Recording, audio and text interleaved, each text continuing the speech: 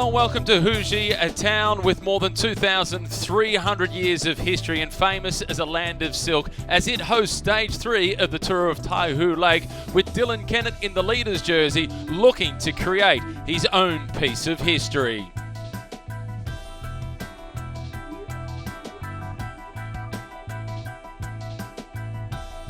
Let's now take a look at the course and what confronts the riders in this year's race. It's 7 days of racing, opening with a prologue, then 6 road stages, 630 kilometres. The opening prologue, all important to establish the general classification.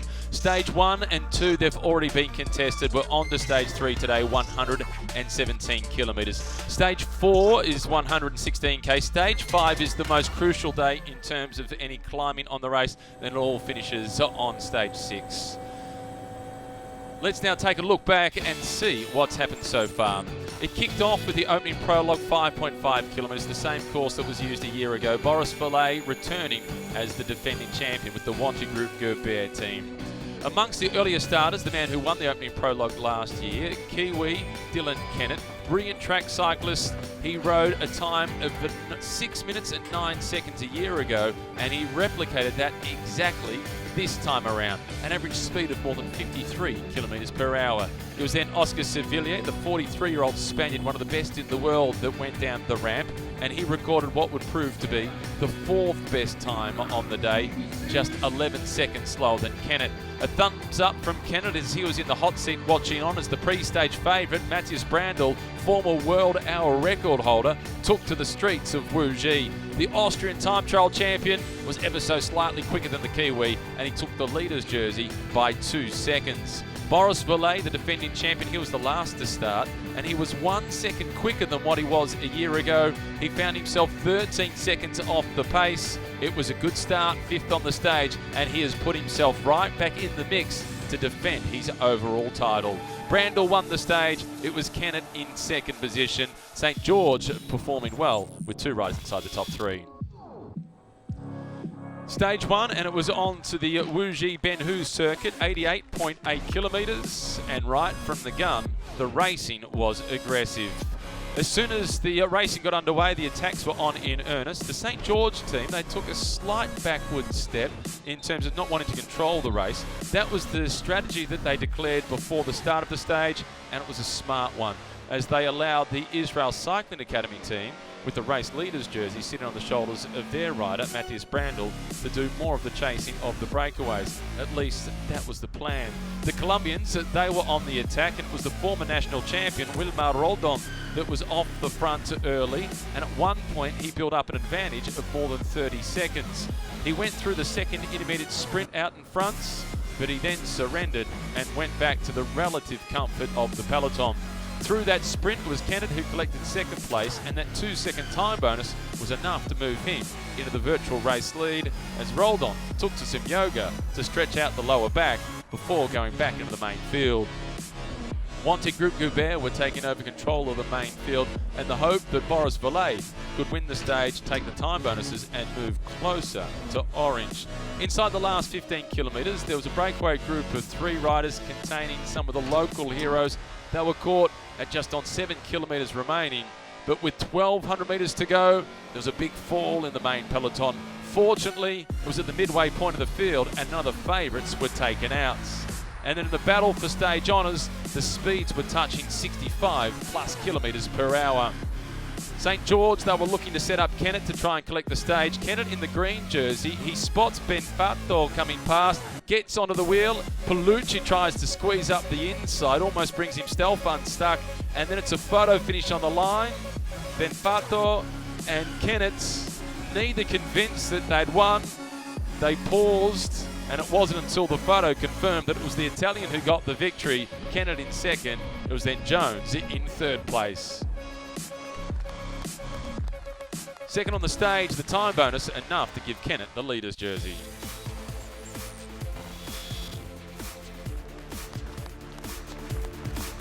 Was the situation for the St. George team, where they found themselves in the same spot where they had been a year ago, defending the leader's jersey on the shoulders of their fast-finishing Kiwi, Dylan Kennett. The red jersey for the leading Chinese rider on the shoulders of Bei Lingjun, as one of the men from Hong Kong on the very first corner came unstuck. and it was a race over for To Shuk Hei. He tried to rejoin the peloton, but he wasn't quite able to make contact and abandoned the race at midway through. Breakaway group of 3 formed off the front. Emil Zakaria from Team Sapura in the blue colours, the Malaysian team. At the end of the stage, he was awarded the most combative prize. Touching speeds of 70 kilometres per hour, the breakaway group of 3, they soaked up the time bonuses at the intermediate sprints, but eventually they were reeled back in. In the mad dash to the line, it was the Italian Androni team once again collecting stage honours. On this occasion, it was Paolucci who won, but another Italian, Cima, came undone. He slid across the finish line in 11th position. Paolucci winning the stage, Kennan staying in the leader's jersey.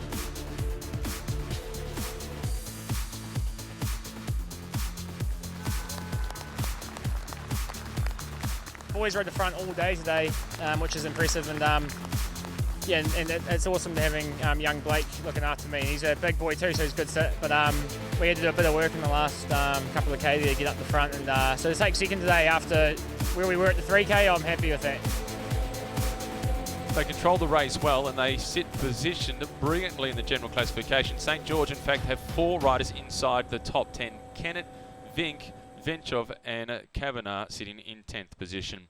That sets the scene for stage 3. It's 117 kilometres, and at this point we're going through the opening ceremony. Plenty of people out on their bikes, which is always good to see, and a little bit of local singing.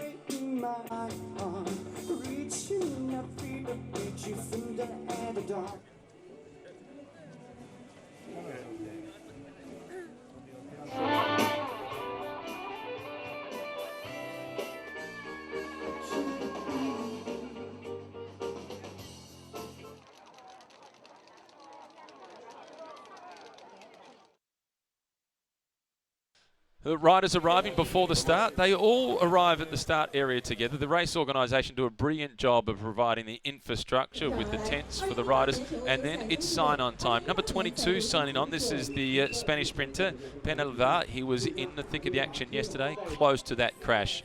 The leading Chinese rider, Bei, he's been riding brilliantly. Jones was a little disappointed yesterday, but will be fighting back today. Number 42, that's Brandel, second place in the general classification. Androni, that is Paolucci, who's signed on the green jersey. Benfato, they've had 2 stage victories. Number 3, the defending champion, Boris Vallet. Can he move himself back into the orange jersey? Let's now hear from some of the pre-race favourites. 今天有信心保持这个红闪，主要是在太湖进入那个长线线程的时候，有一段围绕太湖边那个侧风我们要注意一些。如果说这些细节我们做好的话，我要么这个红闪应该是没有问题。OK。Hello, he's very happy in China. It's the second race the year. It's a motivation for the race. Yeah, yesterday I was on the sprint too far away at 300 meters, but I could pass on the last 200. But today I'm gonna try again to do my sprint and try to take some bonification second to come back on the GC. I try the stage and the GC also this year after my Prologue.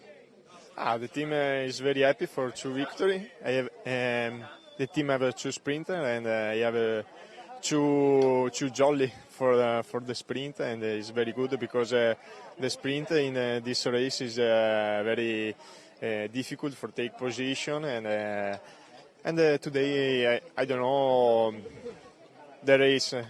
I hope no rain and go faster for have a good result. The objective today is just to try to keep it together again for another bunch sprint.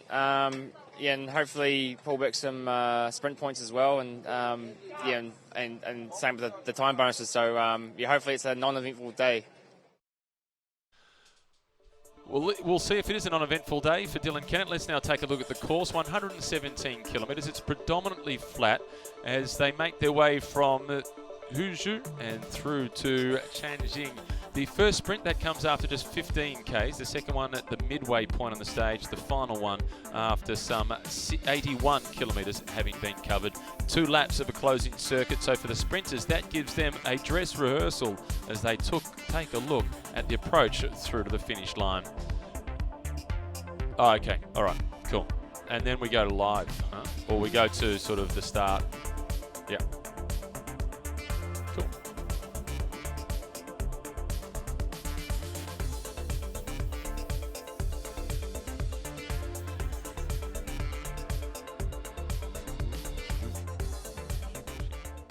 And then we pick it up here with the stuff that's happened so far. Yep, that's a lot of guns.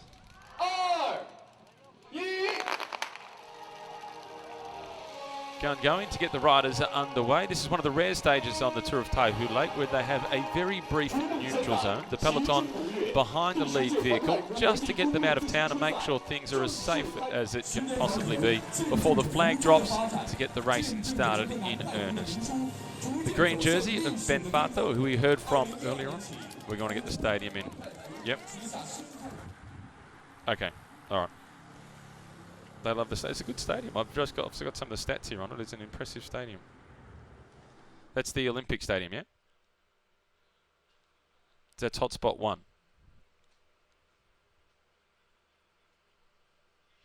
And with this stadium that they're starting out the front of, it's shaped like a lily. Beautiful flower, widespread in the Taihu Lake area. The stadium that you can see just off to the right-hand side contains basketball, volleyball, badminton, table tennis, and it's also been listed as of the 1st of May 2017 as a first-class IAAF venue certification with some 40,000 seats. Okay.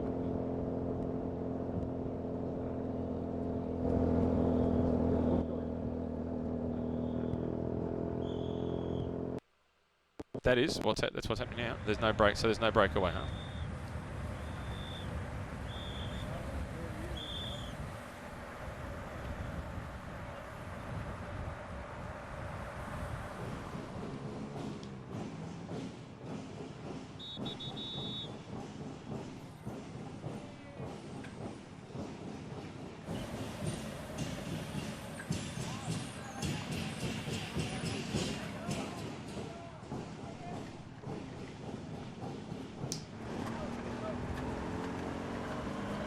So they're already down at the turnaround point.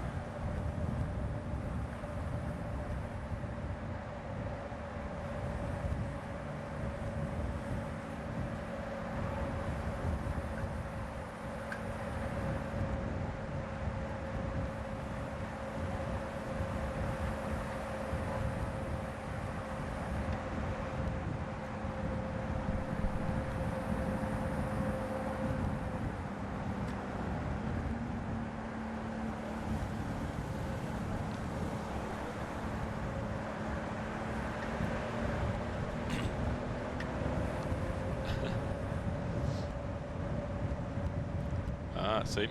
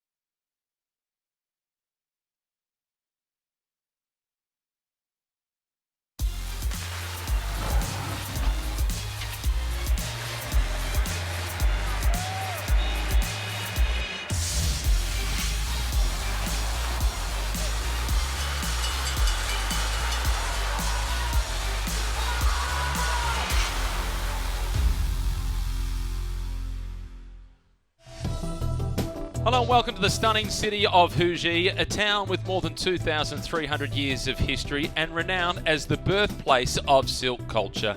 Today it hosts the third stage of the 10th edition of the Tour of Taihu Lake, where it's the Kiwi Dylan Kennett who wears the much coveted orange leader's jersey. In second position it's the Austrian Matthias Brandl. In third place is Kennett's teammate Michael Vink. Let's now take a look at the course. 7 days of racing, starting with the prologue and then 6 stages, 630 kilometres in total. The opening prologue has been contested, an all-important 5.5 kilometre test against the clock. Stages 1 and 2 also done. That brings us to stage 3. 4 a day for the sprinters. Stage 5 is the day with the climb, and then stage 6 to finish it all off. It started a couple of days ago with the all-important 5.5 kilometre prologue, the test of truth as it is affectionately known in Wuji. Dylan Kennett was one of the first riders to start, but it was Boris Vallet who looked very relaxed before the racing got underway, the defending champion returning, hoping to repeat his victory of 2018. Kennett made the decision, along with his team, to start early, hoping that the weather conditions would be slightly better, just because the conditions were so good at the starts. Turned out they were pretty even right throughout the race. Kennett's time was exactly as he'd recorded 1 year ago, 6 minutes and 9 seconds. He then sat in the hot seat and waited and watched. Oscar Sevillio, one of the stars of the sport, a second place finisher previously in the Vuelta a España, Kennett got the better of him to the tune of 11 seconds. Matthias Brandl, he was the pre-stage favourite, former world hour record holder, 5 times Austrian national time trial champion. He was ever so slightly faster, getting 2 seconds quicker than Kennett. It was then Boris Vallet, the last to start. He was 1 second faster than what he was a year ago, but it wasn't quick enough to win the stage. 5th for Vallet, but he has put himself in a good position to defend his title. It was Brandl winning ahead of Kennett, and then Kennett's teammate Vink in 3rd position. Celebration with the orange jersey for Brandl. Stage 1, the Wuji Ben Hu circuit, 88.8 kilometres, and the Grand Buddha looking over the peloton. The guns went to get the racing started, and right from the very beginning, it was aggressive. Throughout the race, average speeds of more than 45 kilometres per hour, and the pecking order within the peloton wasn't exactly clear. There were a lot of expectations that the team with the orange jersey, Israel Cycling Academy, would do the chasing, but they figured they didn't have one of the big sprinters, so they'd look to the others to try and do the work.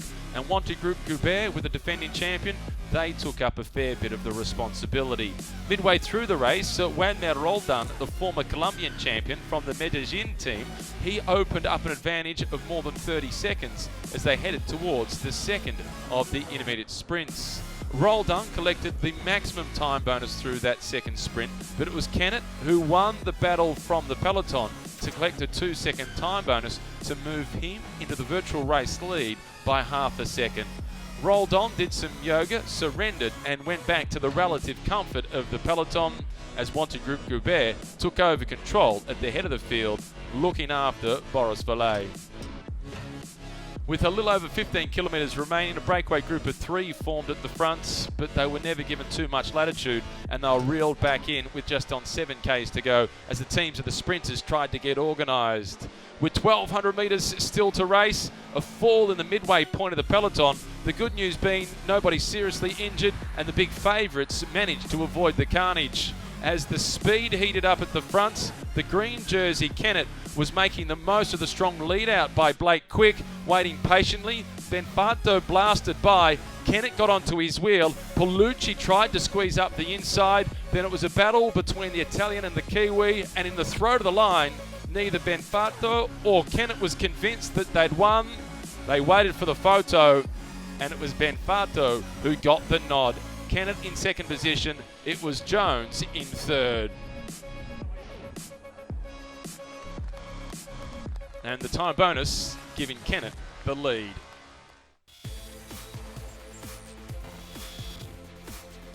On to stage 2, and the orange jersey now on the shoulders of Dylan Kennett as the festivities had got underway before the start of the stage. They rolled out under ideal conditions, barely a breath of wind to speak of. The red jersey sitting on the shoulders of the leader of the best Chinese rider classification, Bei Ling Jun. As one of the men from Hong Kong, it wasn't such a good start. In fact, at number 201, crashing on the very first corner, that was To Chuk A, and eventually he abandoned the race.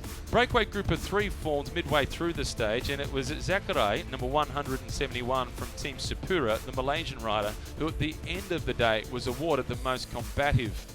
Despite their efforts and on flat stretches of road touching speeds of 70 kilometres per hour, the St. George Continental team controlled the peloton and reeled them back in.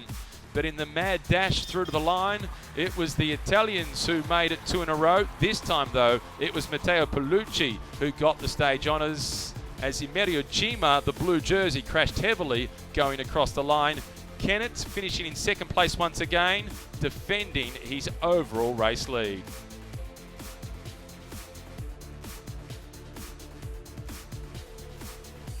Palucci in second, Kennett in second position. Boys rode the front all day today, which is impressive, and yeah, and it's awesome to having young Blake looking after me. He's a big boy too, so he's good sit. But we had to do a bit of work in the last couple of K there to get up the front, and so to take second today after where we were at the 3K, I'm happy with that. Kennett, 3 second place finishes so far. Surely a win's not too far away. And with the time bonuses, he's extended his advantage to 12 seconds ahead of Brandel. His teammate Vink is in third position. The stage is all set, just about ready to get underway in front of the Olympic Stadium in Huzhou. The peloton, a couple of non-starters as a result of the falls from yesterday. Good to see plenty of cyclists out on hand, ready to watch the start, and the music on hand to welcome the riders. As is the case before the start of each of the stages, some local performers come up on stage, some of them more culturally significant, others a little bit more modern. This time, some modern music to welcome the riders before they get through to the sign-on. Sign-on is always one of the great opportunities for the locals to see who the stars of the race are, and they arrive en masse, courtesy of the race organisation, who do a brilliant job supplying the buses and the infrastructure at the start and the finish of each stage. This is Penva, the Spanish sprinter, signing on, the leader of the Chinese classification. This is Bay, who's been riding well. Jones, he's had a third place finish so far. He'll be hoping for better than that today. Number 42, that's Brandel, who sits in second position overall, and he signs with a love heart. That is good to see. Palucci, yesterday's winner, and Benfato in the green jersey, the leader of the points classification, on loan, as Kennett is the actual leader there. The black helmet with Boris Valet, he is the defending champion. He's got himself reasonably well placed. He's inside the top 5. The blue jersey, that is Chima. Here is Bay. 主要是在太湖进入那个长行线程的时候，有一段围绕太湖边那个侧风我们要注意一些。如果说这些细节我们做好的话，我要么这个红衫应该是没有问题。OK。Hello, he's very happy in China. It's the second race the year. It's a motivation for the race. Yeah, yesterday I was on the sprint too far away at 300 meters, but I could pass on the last 200. But today I'm gonna try again to do my sprint and try to take some bonification second to come back on the GC. I try the stage and the GC also this year after my Prologue. The team is very happy for 2 victories. I have the team have 2 sprinters and I have 2 jolly for the sprint, and it's very good because the sprint in this race is very difficult for take position, and today I don't know the race. I hope no rain and go faster for have a good result. The objective today is just to try to keep it together again for another bunch sprint. Yeah, and hopefully pull back some sprint points as well, and yeah, and same with the time bonuses. So yeah, hopefully it's a non-eventful day. Here's a look at what confronts the peloton. It's 117 kilometres, starting in Huzhou, making its way through to Shangjing. The first sprint comes after 15.5 kilometres, all important time bonuses, which Kenneth referred to. The second one at the midway point, 53.7 kilometres covered. Then they come into the closing circuits. They sprint at 81 kilometres to go, 2 laps around that circuit, so they'll get a dress rehearsal as to what the approach is to the finish line.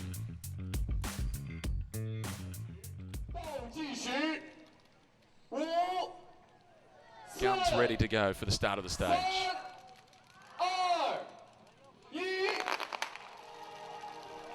Often you see the riders on the peloton waiting for the guns to go at the start of a bike race when the trigger is pulled with their fingers in the air to avoid some of the noise. At the start of the Australian National Championships, they have it in Sovereign Hill where they have the old musket guns, and the bang is really loud. You can almost feel it reverberate through your chest. The Caps beat that off at the start today, not quite as loud. They make the start today in front of the Huzhou Olympic Centre Stadium. This is a brilliant stadium which in May of 2017 it was awarded first class IAAF venue certification for athletics. It seats some 40,000 people. In addition to that, it also hosts basketball, volleyball, badminton and table tennis. And if you were able to see it at night with it lit up and from an aerial shot, you can see that it looks very much like a lily, a beautiful flower that is widespread throughout the Taihu Lake area. The beginning of the stage today, a little different to what we've seen on the previous couple of stages. There is a very brief neutral zone, which always provides a little bit of tension within the peloton as the riders do battle, those at least that want to get themselves into an early breakaway, to get to the front, get themselves in a position for when that flag comes in and the racing does get started. Perhaps the mood of the peloton was best described by the Italian Marco Benfato in the green jersey we heard from earlier on, stating he hopes it doesn't rain and he hopes he can go very fast. Well, it has rained overnight. It's stopped raining now, and the fact that it did rain overnight could work out to be a bit of a blessing for the peloton. It cleans the roads somewhat. It's also cleared the air just a little bit, and the weather conditions, once again for racing, are just about perfect. At the front of the peloton, this is Declan Irvine, the young Australian on the Novo Nordisk team. All the riders on this team in the blue colours, Novo Nordisk, they have type 1 diabetes. Every single rider on that team does, and they put in some brilliant performances. And just a little bit of extra management for the guys with type 1 diabetes in terms of getting up earlier, taking their insulin levels and making sure that everything is in order.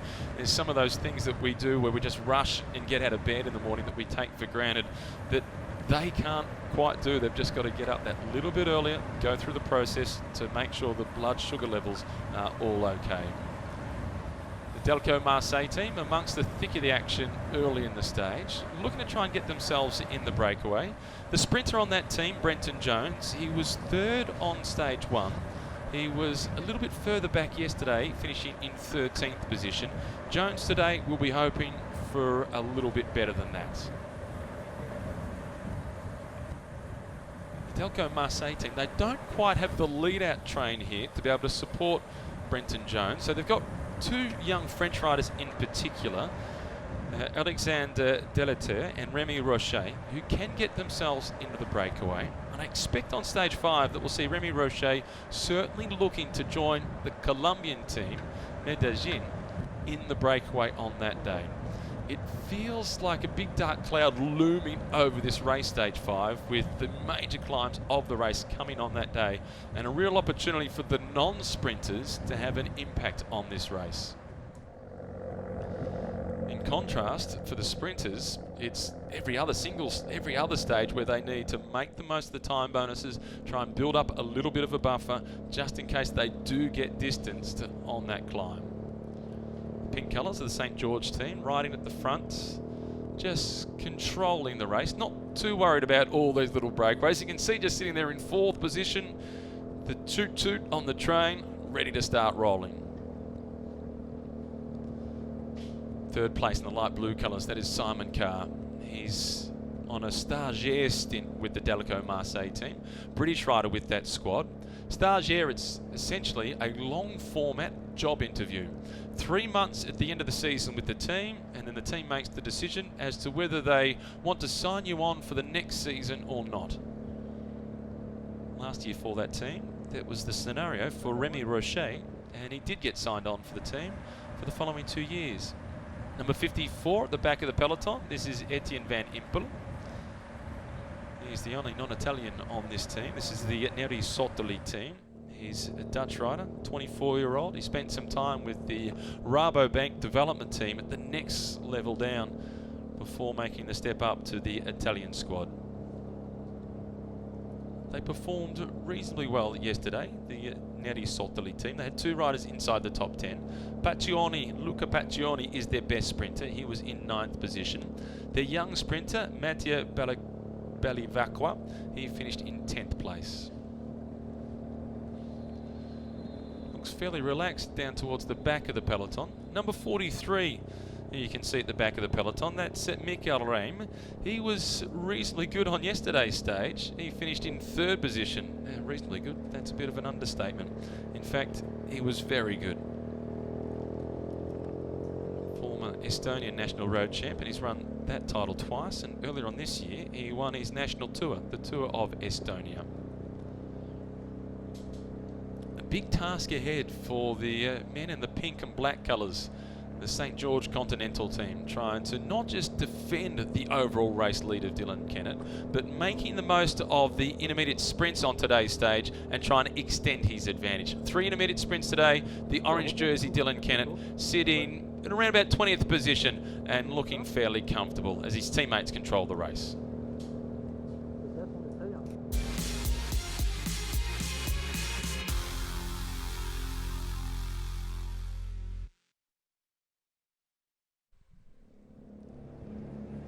St. George Continental sitting at the front of the peloton. Opportunity for them to mark any of the moves that go off the front. Would have been nice to have been a fly on the wall today to see whether they were prepared to let the breakaways go and soak up the time bonuses at the intermediate sprints. On yesterday's stage, which we didn't have live coverage of, there was a breakaway group of 3, and they went through each of the intermediate sprints to collect all the time bonuses that were available. So there were no opportunities for the likes of Dylan Kennett or Boris Valet, the quick sprinters that are in contention for the general classification, to try and get the 3-second time bonus on offer for first place. 2 seconds for second, 1 second for third. It was just the time bonuses that were then up for grabs at the end of the stage. I wonder if it'll be a slightly different strategy today. But there's also that balancing act of figuring in that the end of the stage, the time bonuses are even bigger, with 10 seconds for the win, 6 and 4 for the minor placings.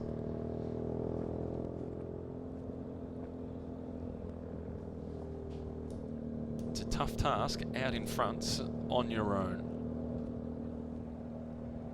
This is the Kunbao team, Kunbao Sport Continental Cycling team, made up entirely of Chinese riders. They've been one of the most aggressive teams so far in the race.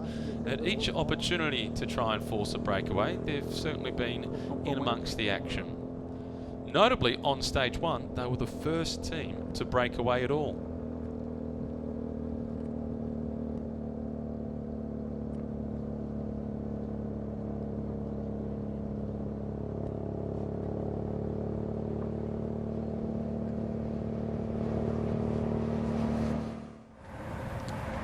See, back in the peloton, it looks relatively easy sitting in the centre of the peloton, but it's incredibly difficult to try and get off the front of the peloton at these sorts of speeds.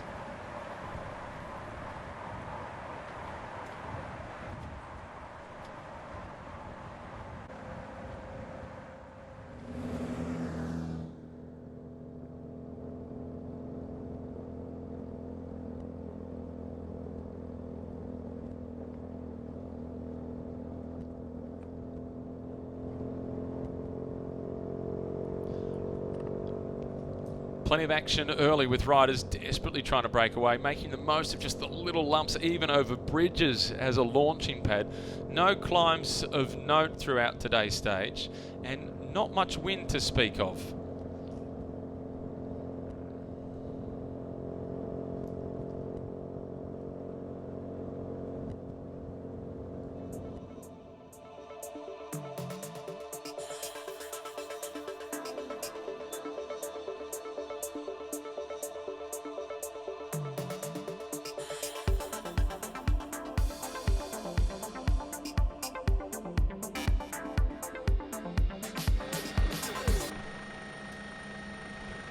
Stage 3, the Tour of Taihu Lake. This is the Androni team that you can see in the red and white colours in the thick of the action. This is Matteo Vial that is rolling through to the front. He just joined the team midway through last season.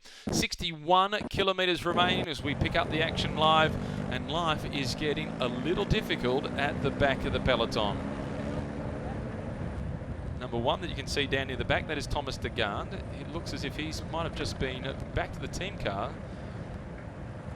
to drop off a rain jacket or collect a rain jacket perhaps for the team leader Boris Verlaine.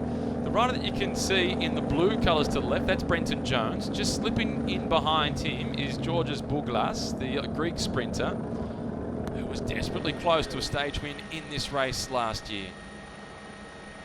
And this is a strong little move. That's Bouglas in the white colours. Next in line is Vial. And then the St. George Continental team marking this move but not contributing to the pace-making. Smart riding, defending the orange jersey of Dylan Kennett. This is, though, one of the most significant moves that we have seen in this group as they make their way past the hotel that forms part of the logo for the 10th anniversary for this year's race.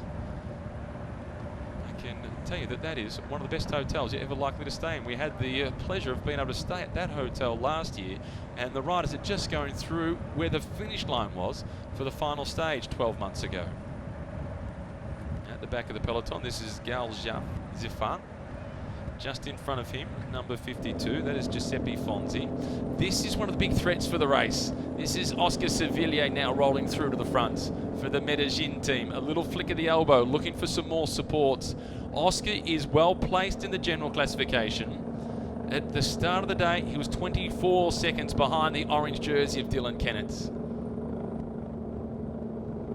And when he attacked on stage 1, it was the attack that, even though it didn't form a significant break, it was the one that looked as if it caught the attention of the race more so than just about anyone else.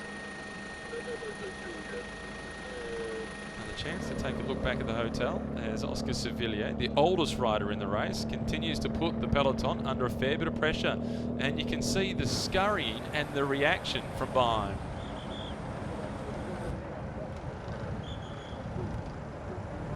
And the pressure at the rear of the peloton. Giuseppe Fonzi, he's got one of the racing capes in his hand. He's taking that back to the team car. Might be best to just stick that in the back pocket for a little bit longer and hope that the race settles down before he goes back to the team car to drop that off. It's not a great situation, this, for Oscar Sevillio. Even though he's out in front, he is on his own.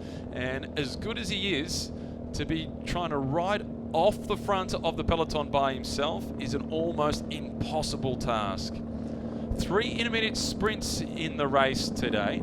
2 of them have already been contested for the all-important time bonuses, and we'll take a look at those results in just a moment. Here they are. This is the first one, and this was incredibly tight. Dylan Kennett and Boris Verlaine going toe-to-toe, along with Einhorn from the Israel Cycling Academy team, and it was Kennett in the middle, just ahead of Einhorn, and then it was Verlaine in 3rd position. So an all-important 3-second time bonus for the race leader.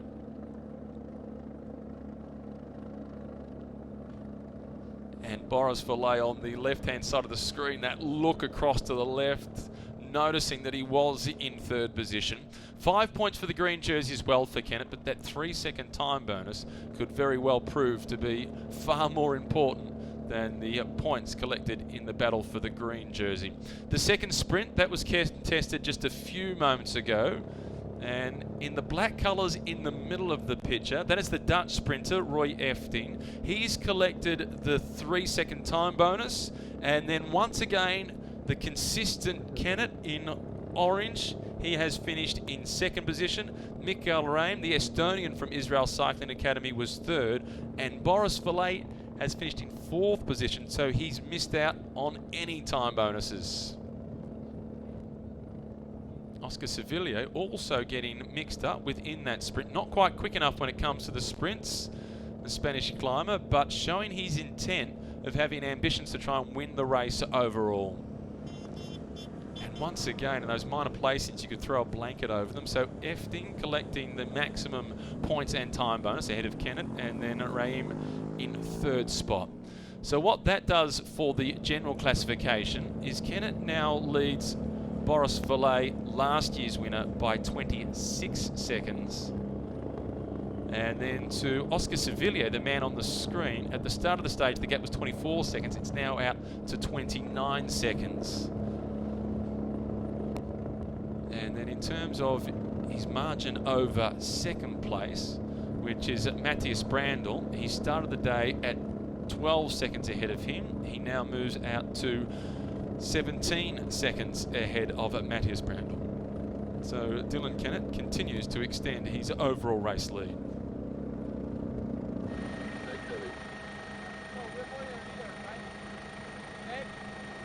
I prefer today's strategy of the St. George Continental team to yesterday's strategy of letting the breakaway go. I think they're better placed to be able to eventually win this race overall. Of course, depending on what happens on the climbing on stage 5, the more opportunities they give Kennett to try and win those intermediate sprints and get more of a buffer ahead of a guy like Oscar Sevillio heading into stage 5, the better the chances of holding orange through to the finish at the end of stage 6. At the moment, it's working well as they continue to extend his overall race lead.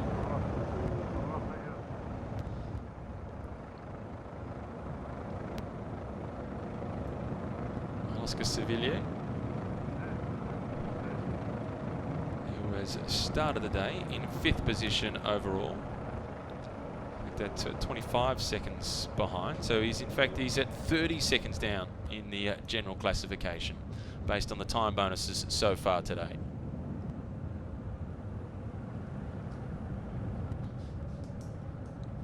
"43 years of age.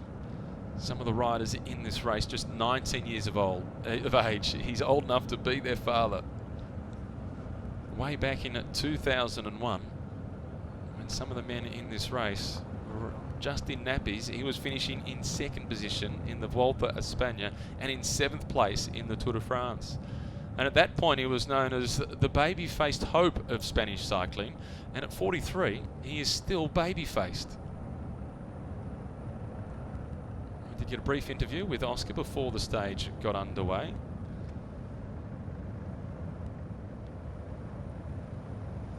He was happy to test out his English. He's always got a smile on his face, Oscar Sevillio. He's been racing with Colombian teams for the past almost 15 seasons now, Oscar Sevillio. So you've got the Spanish flag in one part, the Colombian flag on the other. He's been passing on a lot of his knowledge to some of the younger Colombian riders on the squads that he has been riding with. And one of them on this team, which is Harold Tejada, next season he'll be going on to ride for Astana.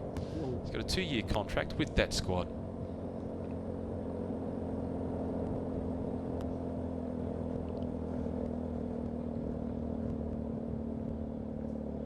And this little reaction causing some problems for Oscar Sevillio. His advantage being carved down to just 8 seconds. The next intermediate sprint, they've still got a little ways to go before they get there. Just on 18 kilometres before they get to the 3rd and final intermediate sprint.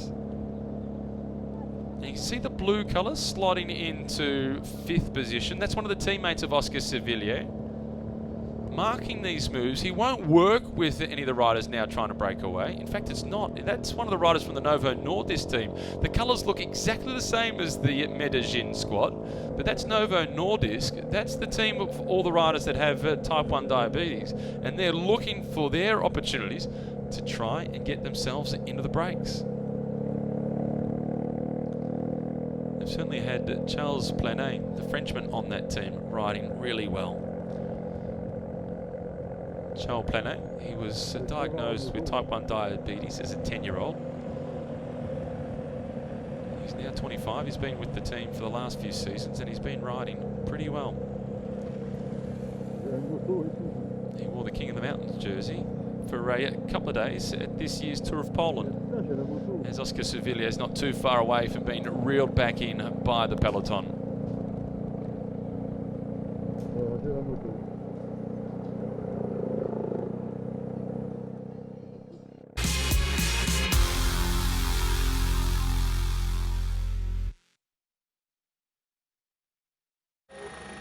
Stage 3 of the Tour of Taihu Lake, 53.3 kilometres remaining. Two of the intermediate sprints have already been contested. Some attempts to break away, but thus far they're not proving to be successful. Just one rider has been out in front for a little while, Oscar Sevillio. Others scurrying to try and go across, but as they do so, they're effectively dragging the whole peloton with them. And Oscar's desperately trying to encourage them to work. He's got some company, he'll be happy with this, but can they force the break? This is the Mill team now coming through to the front. This is Erik Bergström, big Swedish time trial powerhouse that's rolling through to the front. But at the head of the peloton, the pink and black colours of St. George Continental, not panicking, just calmly rolling through. Charles Plenet is the rider in the blue colours, now drifting down towards the back of that breakaway group. Oscar Siviglia once again at the front. As the peloton has just about closed it down. In fact, they have.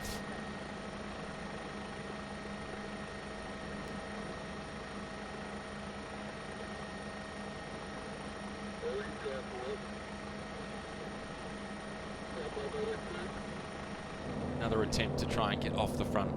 This time it is Jiang He who's trying to go forward.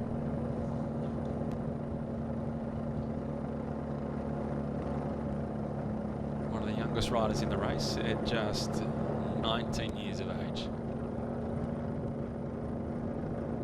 And the Sampura team just behind in the blue colours responding. They were in the thick of the action yesterday.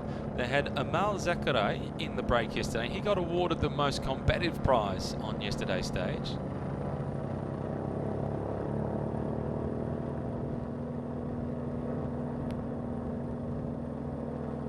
David Lozano was the rider at the front of the peloton with the dark beard on, the Spanish from the Novo Nordisk team. Spaniard trying to get himself in the breakaway. Novo Nordisk clearly between Plenet and Lozano, they're looking to try and get themselves into the breaks.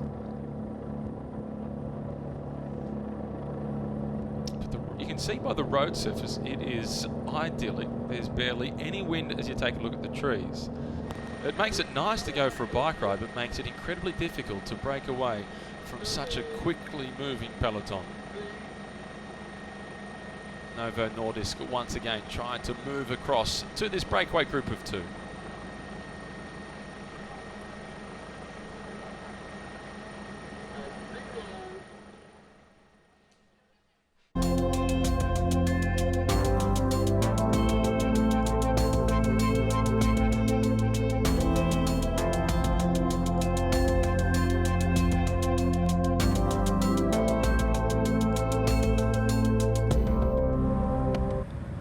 Stage 3, the Tour of Taihu Lake, just a little bit over 50 kilometres remaining on the stage. There's been multiple attempts for riders to break away, but it hasn't quite worked out for the aggressive riders just as yet. Another small contingent of riders trying desperately to move off the fronts. Importantly, 2 of the 3 intermediate sprints have already been contested, and the race leader, Dylan Kennett, he won the first one. He finished second in the second one. That has given him a total of 5 seconds worth of time bonuses, which has extended his lead in the race for the much coveted orange jerseys, the overall race leader. That now moves him to a margin of 17 seconds ahead of second place Matthias Brandl, and it puts him to 26 seconds ahead of the defending champion Boris Valet, and out to 30 seconds ahead of one of the pre-race favourites, Oscar Sevillio. The rider in second position trying to move himself into the breakaway with their head twisting and turning. This is Angel Madrazo, one of the bigger names in this year's race. Madrazo, he rode the Tour of Taihu Lake last year. He rode it as part of the Delco Marseille team. He's now taking a look across his shoulder. This year, though, he had the biggest victory of his career when he won stage 4 of the Volta a España. It was a mountaintop finish, and in addition to winning the stage, he took the lead in the race for the King of the Mountains jersey, a jersey which he held for some 16 stages.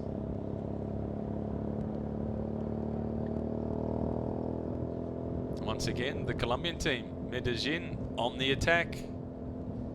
And Novo Nordisk following in second position. Nippo Vini Fantini also looking to get into the thick of the action. This is Plan A, now rolling through to the front in the dark blue colours. A nasty fall yesterday for the Nippo Vini Fantini team. And the rider that did go down yesterday was Emilio Cima. He found himself in a position harder on the right-hand barrier. He was trying to move up the inside of the Spanish sprinter, Manuel Penalver. There was nowhere really for Cima to go. It certainly wasn't the Spaniard's fault. Cima just took one risk too many. He fell, slid across the line, and on his backside went across the line, finishing in 11th position. There was nothing to be gained by the move that he was trying to make. It was all risk, no reward. And you look at it objectively from the comfortable side of the fence, and it's difficult to work out what was he thinking. But that's what separates sprinters from everybody else. It's just that desperation, determination to get to the line first. And it's what enables them to take all the risks that they do and to be able to eventually get some of the big victories. And Cima, at the moment, he still leads the race for the blue jersey as the best young rider. But his advantage is just 1 second ahead of Blake Quick in the race for the best young rider. This is the Beilong Bridge that they're now making their way across. And people use the word long to describe dragon in China. And the Beilong dance is known as the Chinese traditional dragon dance in Shanghai province. And the bridge was named at Beilong as it looks like a giant Chinese dragon crossing over the Taihu Bindhu area. And there's a look at it from the distance. And it's almost self-explanatory once you understand the meaning of the word Beilong. And it does very much look like the famous Chinese dragon. It's an impressive piece of infrastructure.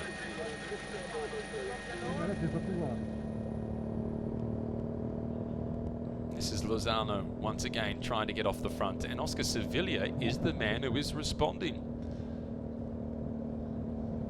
A clear intention, Oscar Sevilla, to be aggressive. A little bit of a tap on the backside for his compatriot. Lozano, vamos, let's go. He wants some support. This is the Minsk squad, the Belarusians now coming through to the front. As we head back into the peloton, number 122, that's Roy Efting. He was the winner of the second intermediate sprint. He hasn't quite put his nose in front in a race for a stage victory so far, but he is capable of mixing it with the best, and is certainly one to watch today. If he can get things right, he could be a surprise winner of the stage.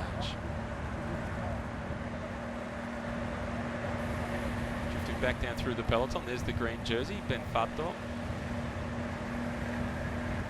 The Androni team have had back-to-back stage victories. Number 3, that's Boris Valle, looking very relaxed sitting down at the back of the peloton, not concerned about the breakaways.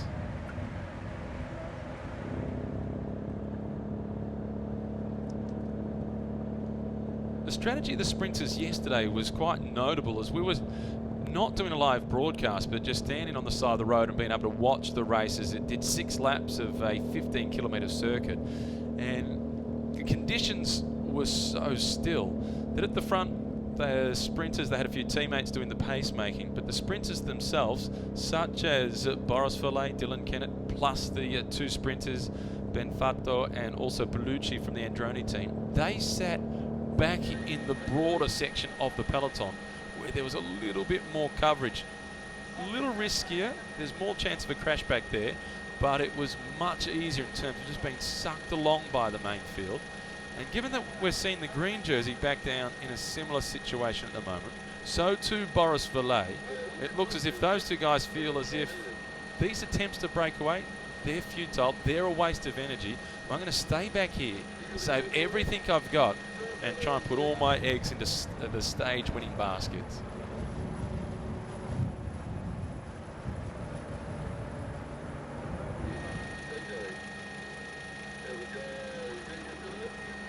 Last year, Boris Valle, he didn't win any of the individual stages, but he did win the race overall.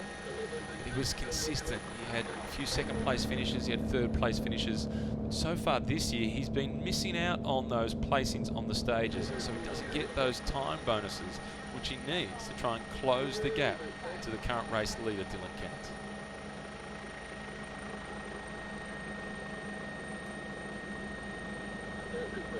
Another attempt to try and get off the front by the Kunbal team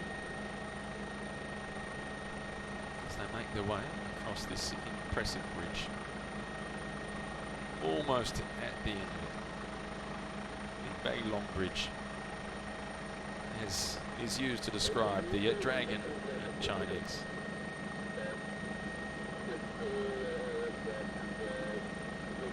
Red jersey off to the right-hand side of the peloton as the leader of the Chinese riders classification, and is Bei Lingjun.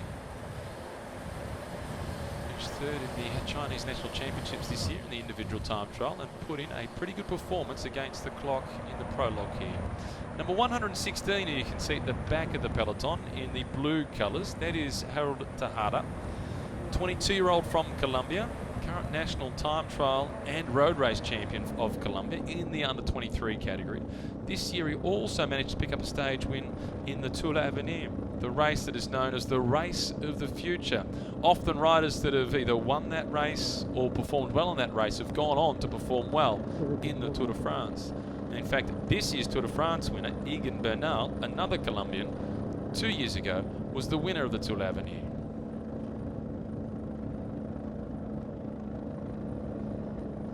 This is rolled on now, the former Colombian national road race champion from 2011 coming through to the front. He was the rider that broke away solo on stage one, got himself out to a maximum advantage of 37 seconds. But again, it just proved how difficult it is to be off the front as he managed to build up such an advantage, but he surrendered eventually and realised that off the front on his own, it was impossible to hold off the might of the peloton.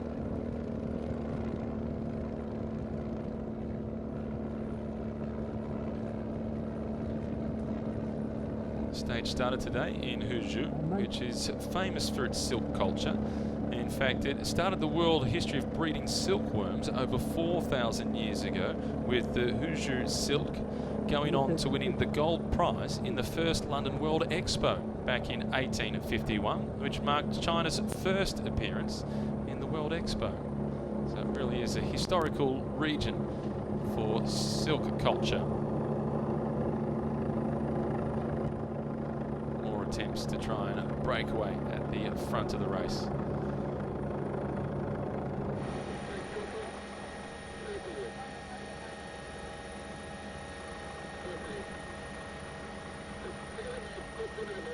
Plenty of construction underway in this region, and the town in which they finish in is a beautiful town. Last night I had an opportunity to take a walk around the streets as they make their way through the Changxing bullet train station, which was officially opened up in 2013. Construction got underway in 2010, and the station makes its way between Shanghai and Hangzhou, and the station itself, it covers almost 9,000 square metres, and throughout 2018 it carried more than 125,000 people during the Chinese Lunar New Year.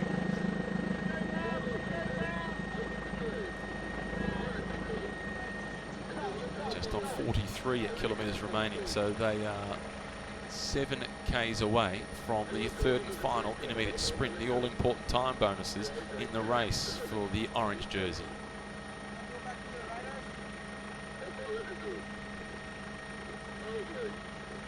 And there's one of the bullet trains right on cue, making its way past on the left-hand side of the screen. Well organised.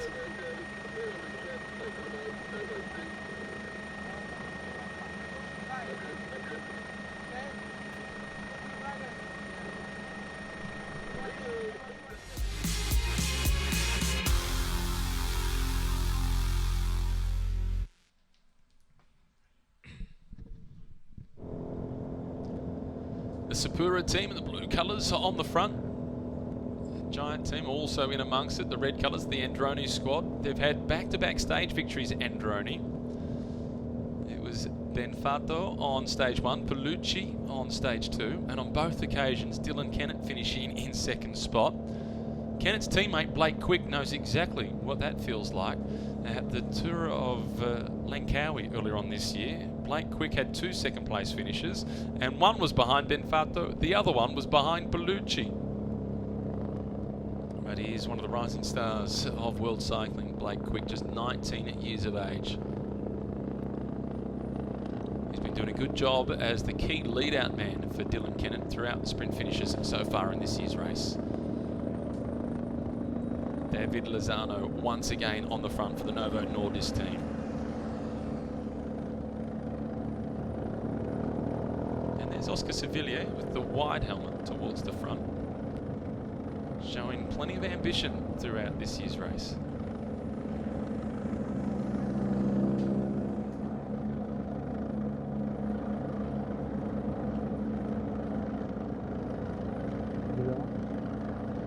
Once the break gets slightly established, there's a look of pessimism amongst the riders that are getting themselves off the front. Schnurko is the rider in second position, Belarusian rider on the Nangsha team.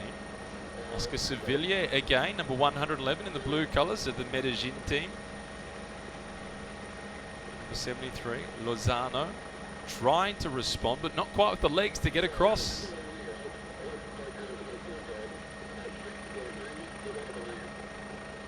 And given that we're just on 4 kilometres away from the intermediate sprint, this could be the long-range move from Oscar Sevillio to try and pick up the 3-second time bonus. He started the day at 25 seconds behind, but given the intermediate sprints that have been contested so far, he now finds himself at 30 seconds down in the general classification.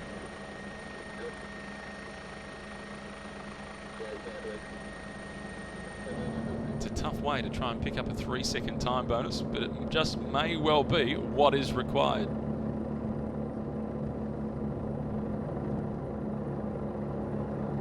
And in fact, Oscar Sevillio has now slipped to 6th position overall, just behind Miguel Rang, who has collected 1 time bonus so far on today's stage to move himself up a position in the overall standings. Arua is doing the chasing from behind. Sevillio is about to be caught.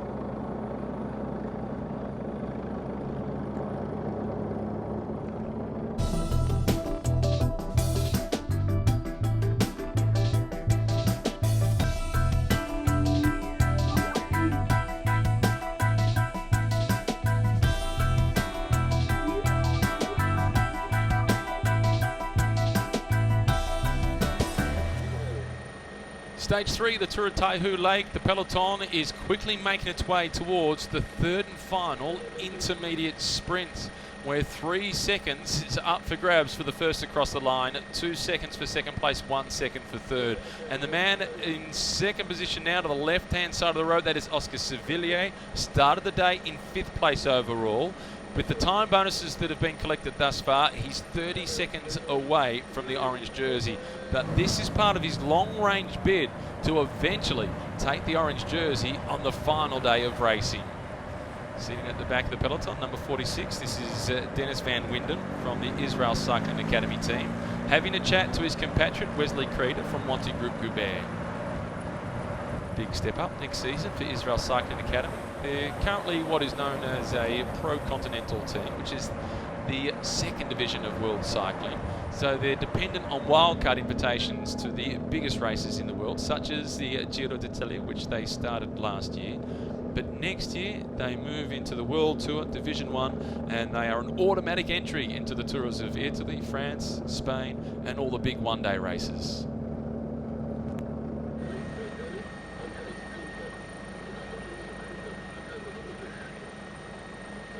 Plenty of aggression at the front as they quickly approach the intermediate sprint points. Number 45, that's Daniel Turik. Number 115, you can see, a lawyer. Neither of them particularly close to the orange jersey at this point, although Turik is just 30 seconds behind.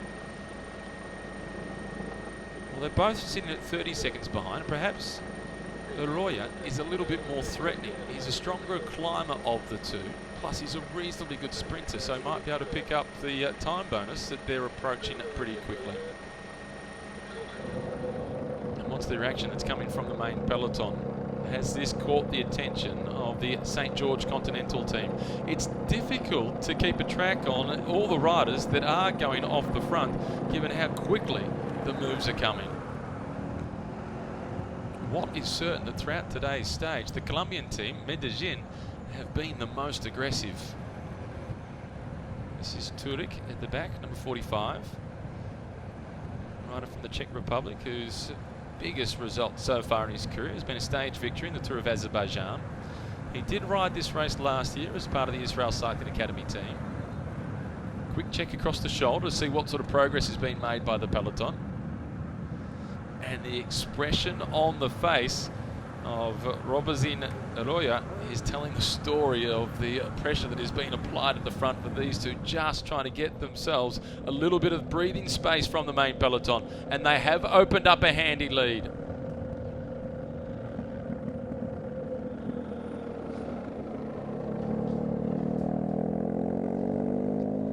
Into Shangji, into the CBD itself, plenty of office buildings that you can see in the background, the malls as well, residential areas, lots of schools, banking area, just next to the bullet train that we saw a few moments ago. You can see the red kite off to the left-hand side of the screen. They've just made the left-hand turn and they're about to head through the finish line for the first time, where they'll then do 2 laps around this closing circuit. So for the sprinters, this is an ideal dress rehearsal to take a look at what will confront them at the end of the stage. Jinju Road for the third of the intermediate sprints.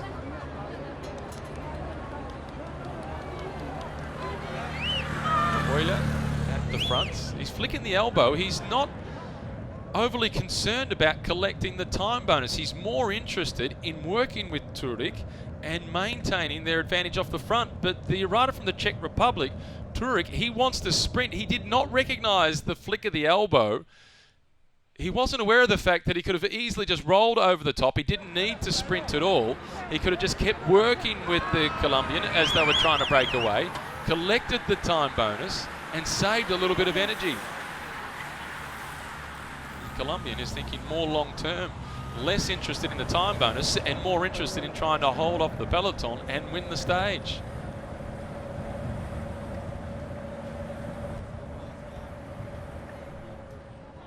Meanwhile, the peloton make their way through, led by the St. George Continental team.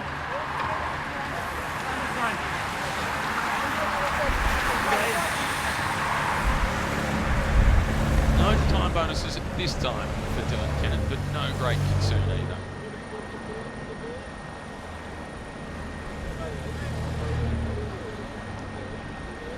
Chance to take a look back at some of the Changxing government buildings. The building of the Changxing government is in 4 parts, designed of modern glass. As we look at the breakaway with one rider trying to come across. This is Mohammed Abdrazim, who's trying to get across, and he's about to make contact. As he does, time to take a breather, get a little bit of water and food on board, let the other guys in the break know, I need to recuperate, then I can work with you. And they're aware of it. So confirmation of Turek collecting the maximum points through that intermediate sprint. Razim, he was in 3rd position as he broke away from the peloton to bridge across to the leaders.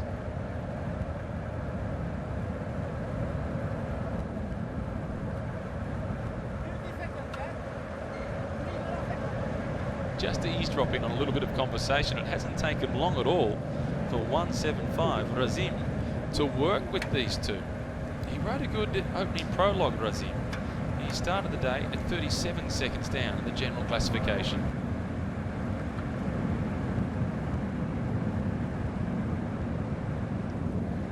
Turek now pushing through. 26-year-old from the Czech Republic. Considers himself the head of this breakaway group. He's not the most experienced. The Colombian in this move, Oroya, he is the most experienced, certainly in terms of years. He's 31 years of age. Turek is 26 years of age, so a little bit younger. And Razim at the back of the group. He's just 21, so he's the younger rider in the group. One of the many Malaysians in this year's race, and Malaysian cycling has been taking some big strides forward on the road in the last couple of seasons. For a long time they've been very good on the track. They're now starting to make some good progress on the road. Israel Cycling Academy with 3 riders sitting there towards the front of the peloton. They've got 1 man in the breakaway, and the rest of them there, they're looking just to try and disrupt the chase in the hope that the breakaway can survive. This is Tom Hubbard, who sits on the front, setting the tempo for the St. George Continental team. Workhorses for this squad. Yesterday, as we stood on the side of the road and watched the race go through, it was generally Tom Hubbard for a long portion of the race who was at the front doing the pacemaking. And these 3 are really moving, and they're working well together.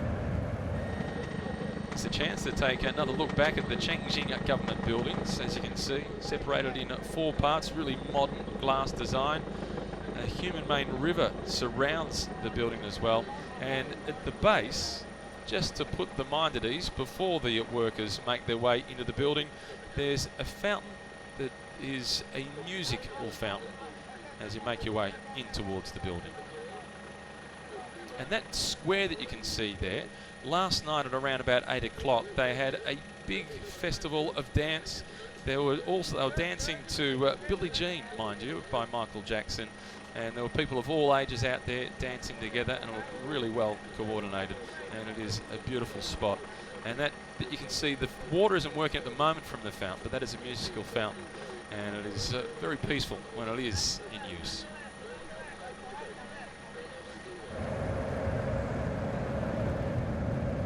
And you can see by the size of the gear ratio that they're using on the big chainring, which is probably a 53 tooth chainring at the front, and riding around about a 14 tooth, 15 tooth sprocket at the back of the bike. So that generally goes to around about a speed of 45 kilometers per hour for these 3 riders off the front. And they've now built themselves up an advantage of 50 seconds, which puts number 45, Daniel Turek, into the virtual race lead.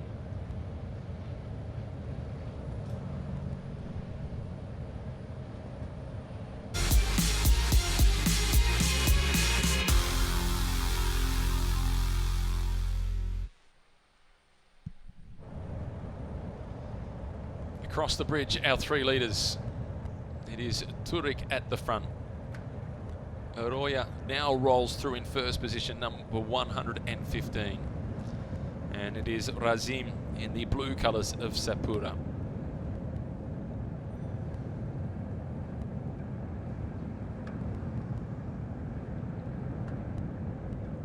Medellin team, the Colombian team, they've been super aggressive throughout the stage. They've tried multiple times with Oscar Sevillio to try and break away. This is Mohamed Sa Amin Razim. Yesterday, the Sapura team, they were in the breakaway with Amila Zakarai, and he was awarded the most combative prize on the stage.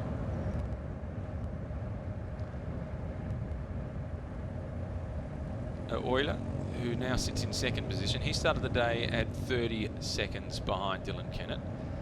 He now finds himself at 33 seconds behind, given the way the time bonuses have gone so far throughout the stage. Number 45, Turek, he's at 32 seconds down in the general classification, but then out on the road they're 51 seconds in front, so the virtual race lead, but there's still a long way to go on this stage, and it's still Tom Hubbard who's at the front for the St. George Continental team, so there's no panic back in the peloton about the current situation with 3 riders off the front. What this is allowing the Wanty Group Goubert team to do, though, the team of Boris Valet, it's allowing them just to sit back in the peloton and watch the St. George team do more of the chasing. The hope is for Wanty Group Goubert that it exhausts the St. George Continental team, leaves them with less resources to be able to do the lead out for Dylan Kennett at the end of the stage. You can just see in the red and white colours sitting around about 4th or 5th position. They're the colours of the Androni Giocattoli team. That's the team of Benfato and Palucci. They've won stages 1 and stage 2, and you would expect that Androni will contribute to the chasing.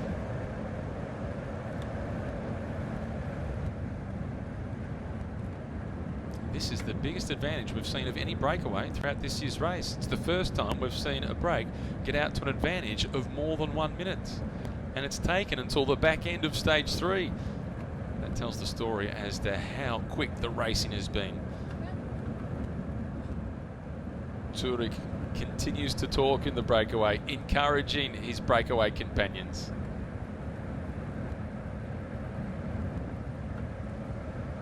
Euler here in second position.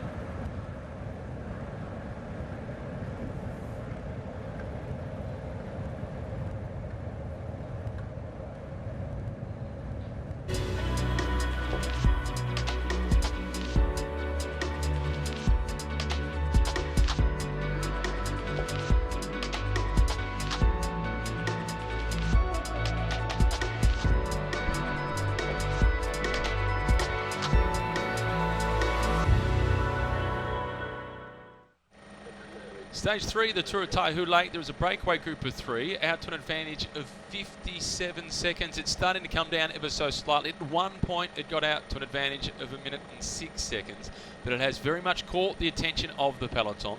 The good news for the St. George Continental team is that there are other squads that fear that breakaway group, and they also want to try and reel it back in to set up for a big bunch sprint finish. Amongst them, the team in the red and white colours, the Italian squad, Androni Giacottoli, they're looking to make it 3 in a row. This is Matteo Sprefico, who now rolls through to the front to do some of the chasing. He's the known climber from this team. Today's stage doesn't suit him, so he's doing the work for their 2 sprinters.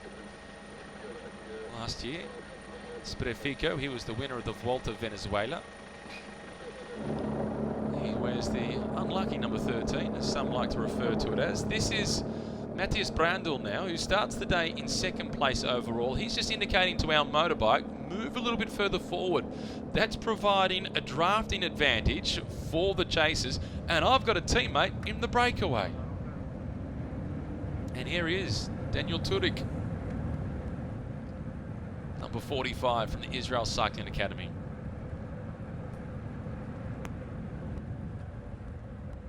Turek started the day in 13th place overall. His teammate, Matthias Brandl, started the day in 2nd place overall. But so far, throughout the intermediate sprints, Matthias Brandl hasn't really contested them. He's noted as a great individual time trialist, former world hour record holder, but he hasn't been able to mix it with the fast sprinters in this race and continues to slip further and further behind, which with each of the intermediate sprints. The time bonuses go into the likes of Kennett and Boris Valet.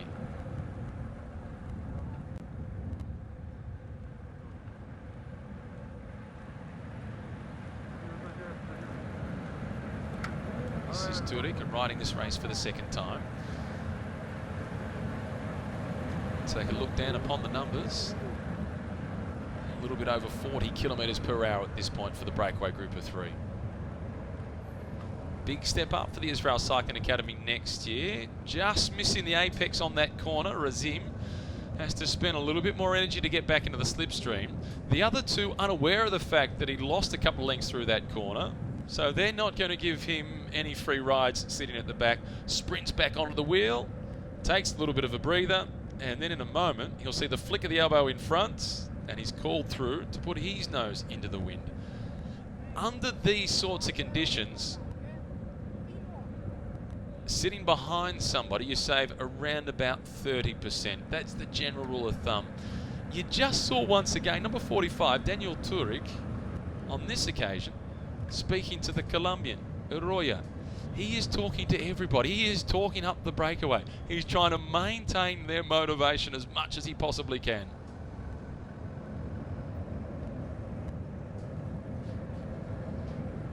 And then he does the shorter turn and pace to the 3 of them at the front.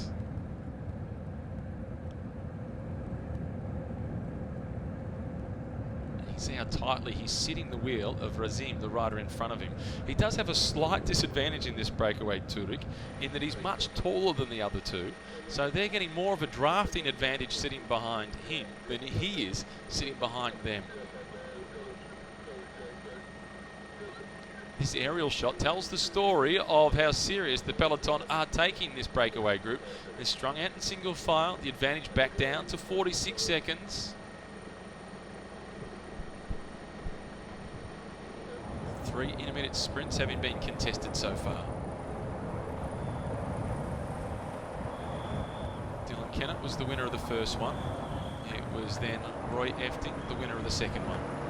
Breakaway was off the front for the third one, and it was Daniel Turek who went across the line in first position on that occasion. Given the current situation in the race in the battle for the general classification, if it does come down to a bunch sprint finish, even if Dylan Kennett was to finish outside of the placings for the time bonuses, he would still maintain his overall race lead.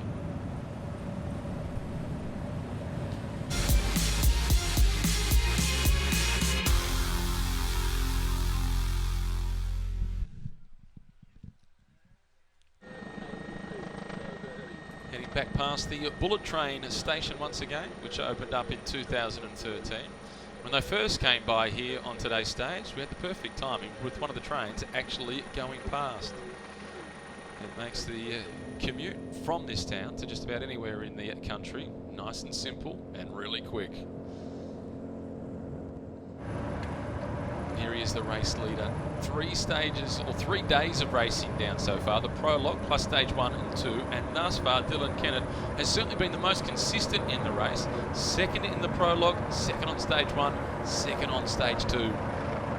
Stage 1 was desperately close. It was a photo finish between he and Marco Benfatto, and it was by the narrowest of margins that the Italian got the nod. He was having a chat there to Michael Vink, one of his teammates from the St. George Continental team. Vink started the day in 3rd place overall. It was 20 seconds the gap between those two at the start of the stage. It's now down to 25 seconds, or out to 25 seconds, that Vink is still in 3rd position in the general classification. This is a look at the Bullet Train station from another angle. The whole vicinity for that train station covers almost 9,000 square metres. Tom Hubbard it is now who is at the front setting the tempo. Sports director for this squad, Brett Dutton, former Olympic Games bronze medalist. A medal that he picked up way back in 1988 in Seoul when he was part of the Australian squad for the team's pursuits.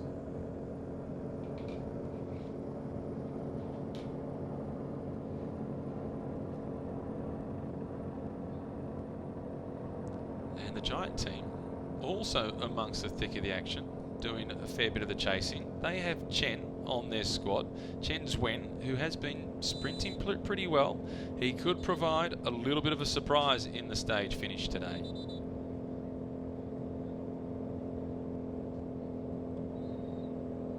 He's found himself just outside the top 10 so far. He was 13th on stage 1. He's hoping for a little bit better today, but it's good to see this team not intimidated by the bigger squads in the race and in amongst the chase.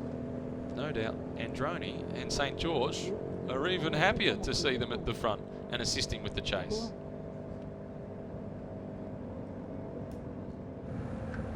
Back with the breakaway group of 3. This is Daniel Turek. Big powerful rider from the Czech Republic. Aloya and Razim it is who's at the back.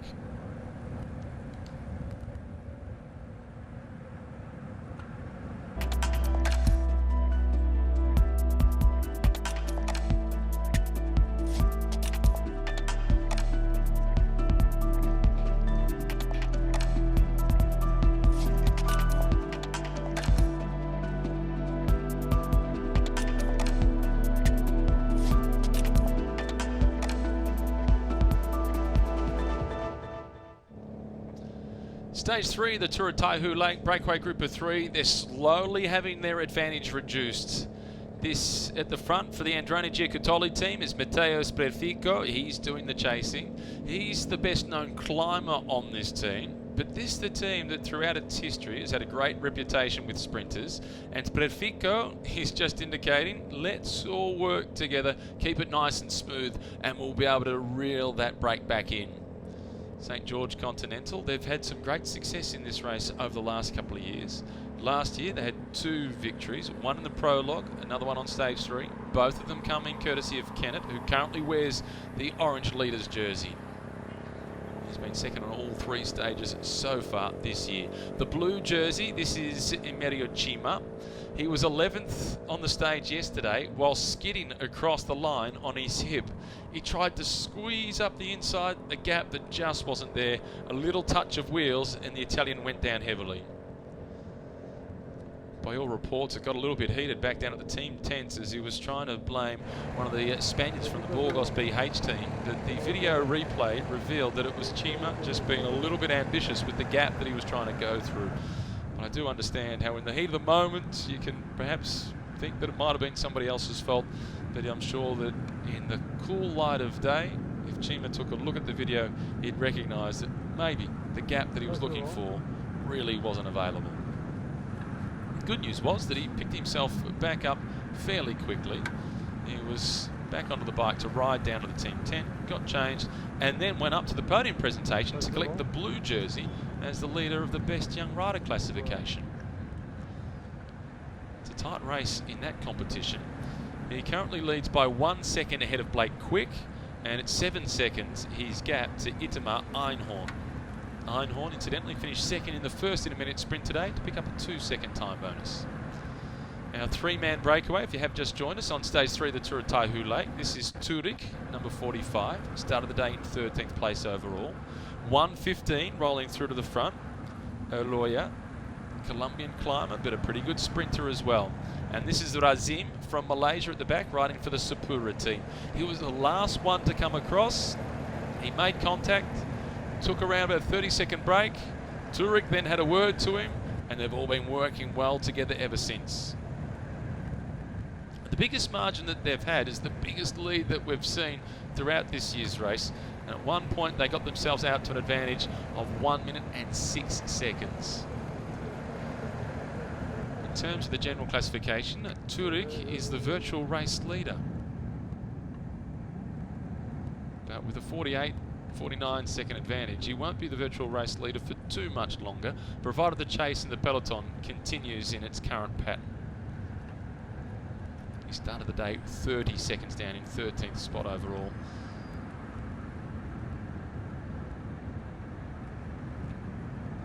The Sapura team, they've been impressive so far. They've looked for lots of the breakaways. Yesterday they had Zakaria in the breakaway. He got the most combative prize. This is Kennett's.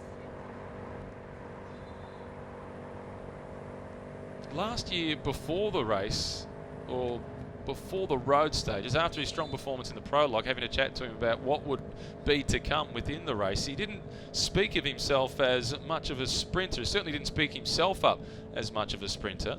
The race revealed differently. The sprint finish, in which he won on stage 3, once he got a little bit of clean air, his horsepower was enormous, and it certainly caught the attention of a lot of the other teams within the race. And he's been sprinting very well so far in this race, with 2 second-place finishes in the sprint so far, and also with the intermediate sprints picking up the points and the time bonuses to extend his overall race lead.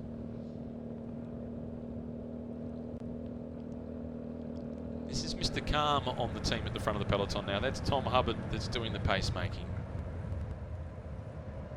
The privilege last year of spending a bit of time in the commentary box with Tom Hubbard. Unfortunately for him, it was because of a crash. He had a little bit of a gear slip at the start of one of the stages. It bucked him off the bike, and as a result he fell pretty heavily. It was a nasty looking fall in that he went over the top of the handlebars, that big crashing impact, and he was unable to start the following stage. Again, Turik, number 45, doing all the talking.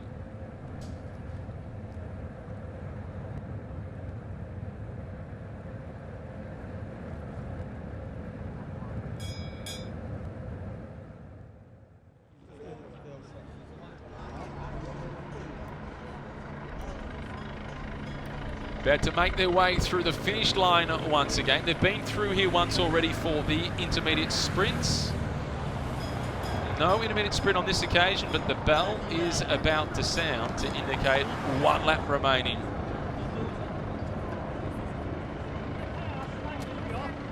Euler is the rider that leads them through. Razim in second position. Zurich is at the back.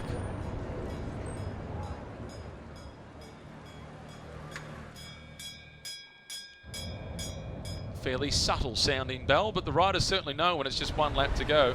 Sprefico is the man who is on the front for Androni Giocattoli, and they're gradually reeling that breakaway back in.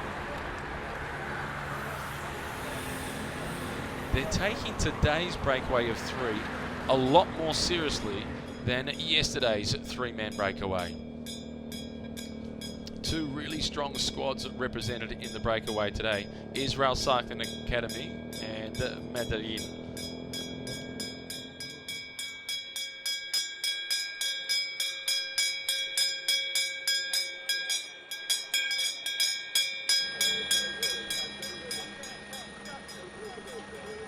There's a look back at the government building once again, and down in front you can see some of the festivities getting underway. There was plenty of dancing there in that little square in front of the government buildings last night. It was a treat to be able to finish dinner, take a walk down there and across this man-made river as well that surrounds the government buildings. It's a nice, peaceful setting. They had some activities for the kids to make the most of, a little fair there with a few rides to be able to go on. It was a nice atmosphere here last night ahead of stage 3 of the Tour of Taihu Lake.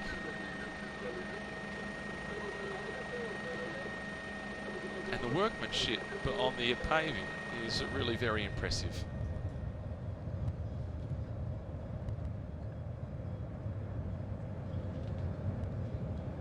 Three-man breakaway now down to a lead of just 32 seconds.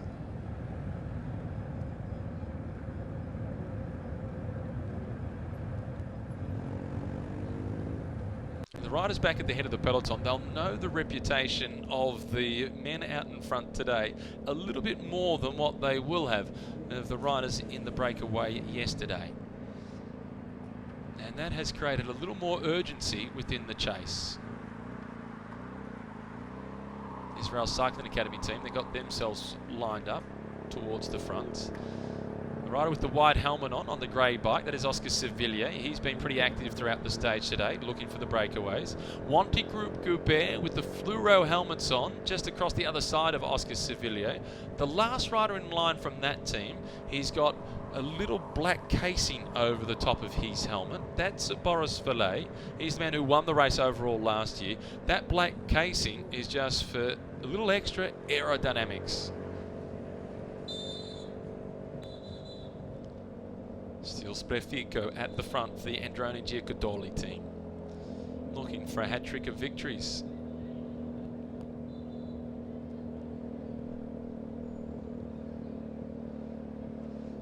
St. George Continental continuing to do the chasing. This is the Imperial Palace of Emperor Chen Wu, which we now get a chance to enjoy. The Chen dynasty was around 557 AD, and people now describe him as a talented, brave and wise emperor of that era. This palace was significantly repaired in 2010, and it's gone on to become one of the most popular scenic spots in Changxin, and we can certainly see why.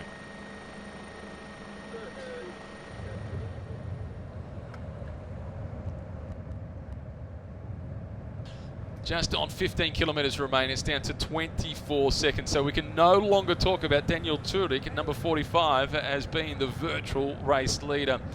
Often in these scenarios with a breakaway group of 3, the teams of the sprinters will be thinking, let's just leave them out there until perhaps 5Ks to go. With this quality, they want to catch them sooner.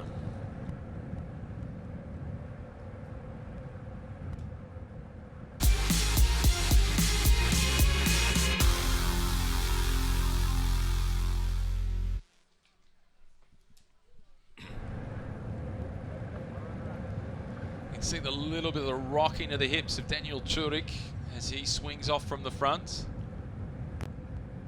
Rare occasion that he rolls through to the back without having a conversation with one of his breakaway companions. But the rocking of the hips is always a key indicator of how heavy the pressure is on at the front. This is close to a threshold effort for the men in the breakaway. The Medellin team, the leading Colombian team, riding a few races in China this year. If you missed the start of the program, we got the opportunity to catch up with Oscar Sevillio, who has ridden a couple of races in China throughout this season, and he has been enjoying what has been a pretty good year. He was second in the Tour of Taihu Lake. He also raced in America this season with a second place finish in the Tour of the Gila. He won the Vuelta Chile and was third in the Vuelta San Juan in Argentina. So this team is well travelled.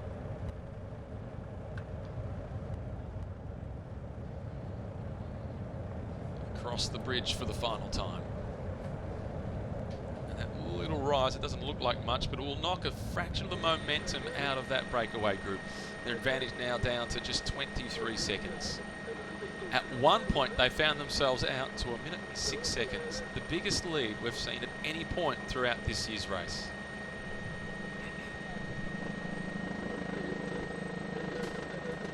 The peloton now onto the bridge, still led by the St. George Continental team.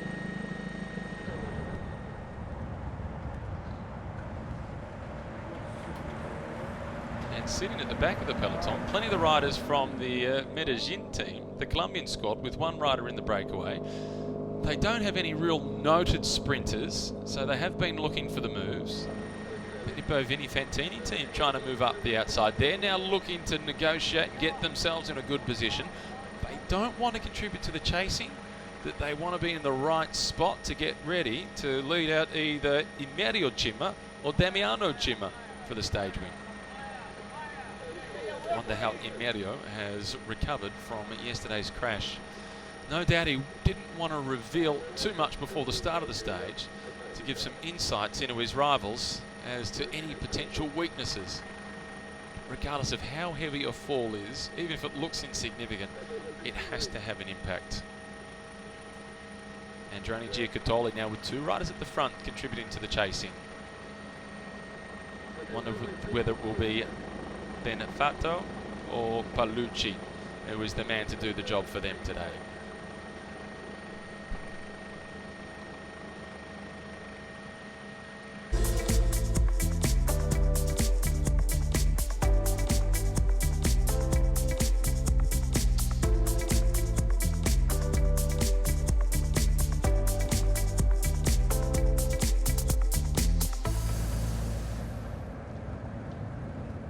Down to the closing stages of stage 3 of the Tour of Taihu Lake as they make their way through to Tianjin, a city that is just around about 2 hours from Shanghai with a population of a little over 600,000. It's renowned as a land of fish and rice and a home of silk. And it was at the start village where silkworm culture was born. The breakaway group, Razim, has now lost contact. The young Malaysian rider from the Sapporo team, he was the last to join the breakaway. He's just run out of a little bit of steam. Nonetheless, this is an important stepping stone in his career. He's done well to keep company with the quality of these two riders out in front. Oloya at the front. Now Turek it is who rolls through. They both started the stage at 30 seconds behind. Turek it was who won the third intermediate sprint, so he now moves 1 second ahead of his breakaway companion.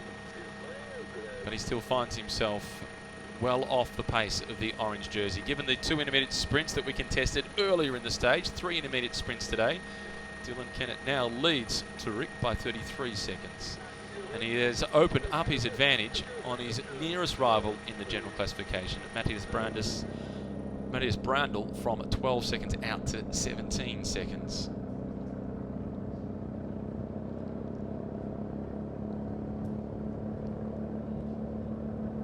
Tom Hubbard finally showing us his teeth, a little bit of a grimace. The green jersey, this is Benfato. He's got that green jersey on loan actually from Dylan Kennett. Benfato sits in second position. Kennett leads on 27 points. Marco Benfato is on 20 points, and then Boris Valet in third position on 19 points. But Kennett has the responsibility of wearing the orange jersey as the overall race leader. But just on 10 kilometres to go, and the Italian sprinter, the winner of stage 1, is still sitting effectively at the rear of the peloton. He is not concerned at all about the breakaway. His teammates at the front are doing the chasing, and Marco has all the confidence in the world that when he chooses to, he'll be able to comfortably move to the front, get himself amongst the other sprinters and contest for stage honours either for himself or to assist in the lead out for yesterday's winner, Matteo Bellucci, also from that team, Androni Giocattoli. And here is that team at the front. So they have two of their riders doing the chasing, two of them potentially to win the stage, and their young stagiaire rider, Nicola Venturuti, to do the lead out for them. And now you can see the fight for position is starting to emerge. The purple colours of the Burgos BH team, they're moving to the front for the young Spanish sprinter. Penalver is the man that they're working for. He's got plenty of experience in China. So far this year, Penalver has ridden 4 races in China. He's the best sprinter from that team. He'll be the last in line from the squad, and he was almost taken down in the crash yesterday that just saw Emerio Cima hit the deck and slide across the finish line on his hip in 11th position. Tourik still out in front, not surrendering. Little flick of the elbow. This has been working out okay for the rest of his teammates though from the Israel Cycling Academy. This has let the sprinters, Mikael Rein and Itamar Einhorn, just sit back in the peloton, watch other teams do the chasing, and then they'll throw their hat in the mix for the sprint finish. It was Rein from that team who finished in 3rd position on yesterday's stage. And Einhorn from that squad was in 8th position on stage 1. So they've been pretty consistent, and they managed to collect the stage victory with the prologue on the opening day with Matthias Brandl, who still holds on to 2nd place in the general classification. Down at the back of the peloton, looking for number 122. There he is, Roy Efting. He won the 2nd intermediate sprint. And again, it's a little surprising to see him so far back in the race. Just like the green jersey, Benfato, who was at the back, it doesn't look as if he's there any longer. Perhaps he has started his move to eventually work his way towards the front. The fluoro colours that you can see on the right-hand side of the screen. This is the Nero Sottoli team for Luca Pacioli, trying to get their Italian sprinter into a good position. The orange jersey, Dylan Kennett, sitting behind Blake Quick. That's Blake Quick that is in the black helmet, the big Queenslander, the 19-year-old, who is a really quick sprinter in his own right, but he has the responsibility in this right of sacrificing his chances for a stage victory to put Kennett in a position to perhaps win the stage. That's the number 1 objective, and if not, get 2nd or 3rd and the all-important time bonus to extend his overall race lead. Our 2 riders off the front, now down to just an 8-second advantage, as it's the experienced Italian squad, Androni Giocattoli, doing all the chasing and closing it down, along with the St. George Continental team. And the rest of the teams of the sprinters, they're just hovering from about 10th position back. There's the red jersey on the left of the peloton, number 144, Bai Lin Jun. He's the leader of the Chinese rider classification. But sitting behind him is Georgios Bouglas, the former Greek national champion. In fact, just a little in front of him is Bouglas, the former Greek national champion. He's the best sprinter from that team in the white colours, and he'll be one to watch. And the sprinters, they make their way under the bullet train station as we look to see who can be the fastest on stage 3. No white flag out in front for the breakaway. They know that they're going to be caught, but they want to somehow defy the odds. Down to just 6 seconds. They can almost feel the peloton breathing down the neck.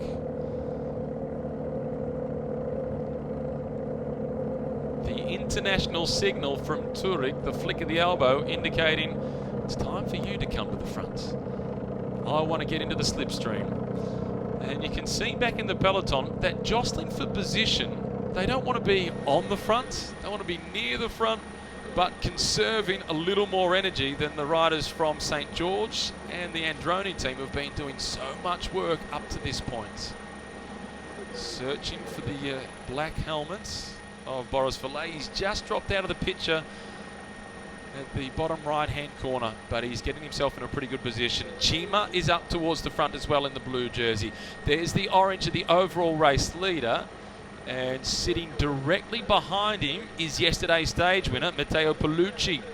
So Paolucci, who previously was a part of Peter Sagan's team at the Bora Hansgrohe squad, is paying full respect to the current race leader, Dylan Kennett. He wants Kennett's wheel. He thinks that's the best position for him to be in to try and make it 2 stage wins in a row. And it would be 3 for the Androni team, as it was Benfato who was the winner on stage 1. And the Israel Cycling Academy team, you can see them in the blue and white colours. They have Turek here in the breakaway.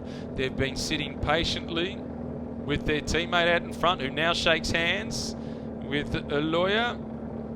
They tried. It wasn't for a lack of wanting. There was plenty of effort out in front.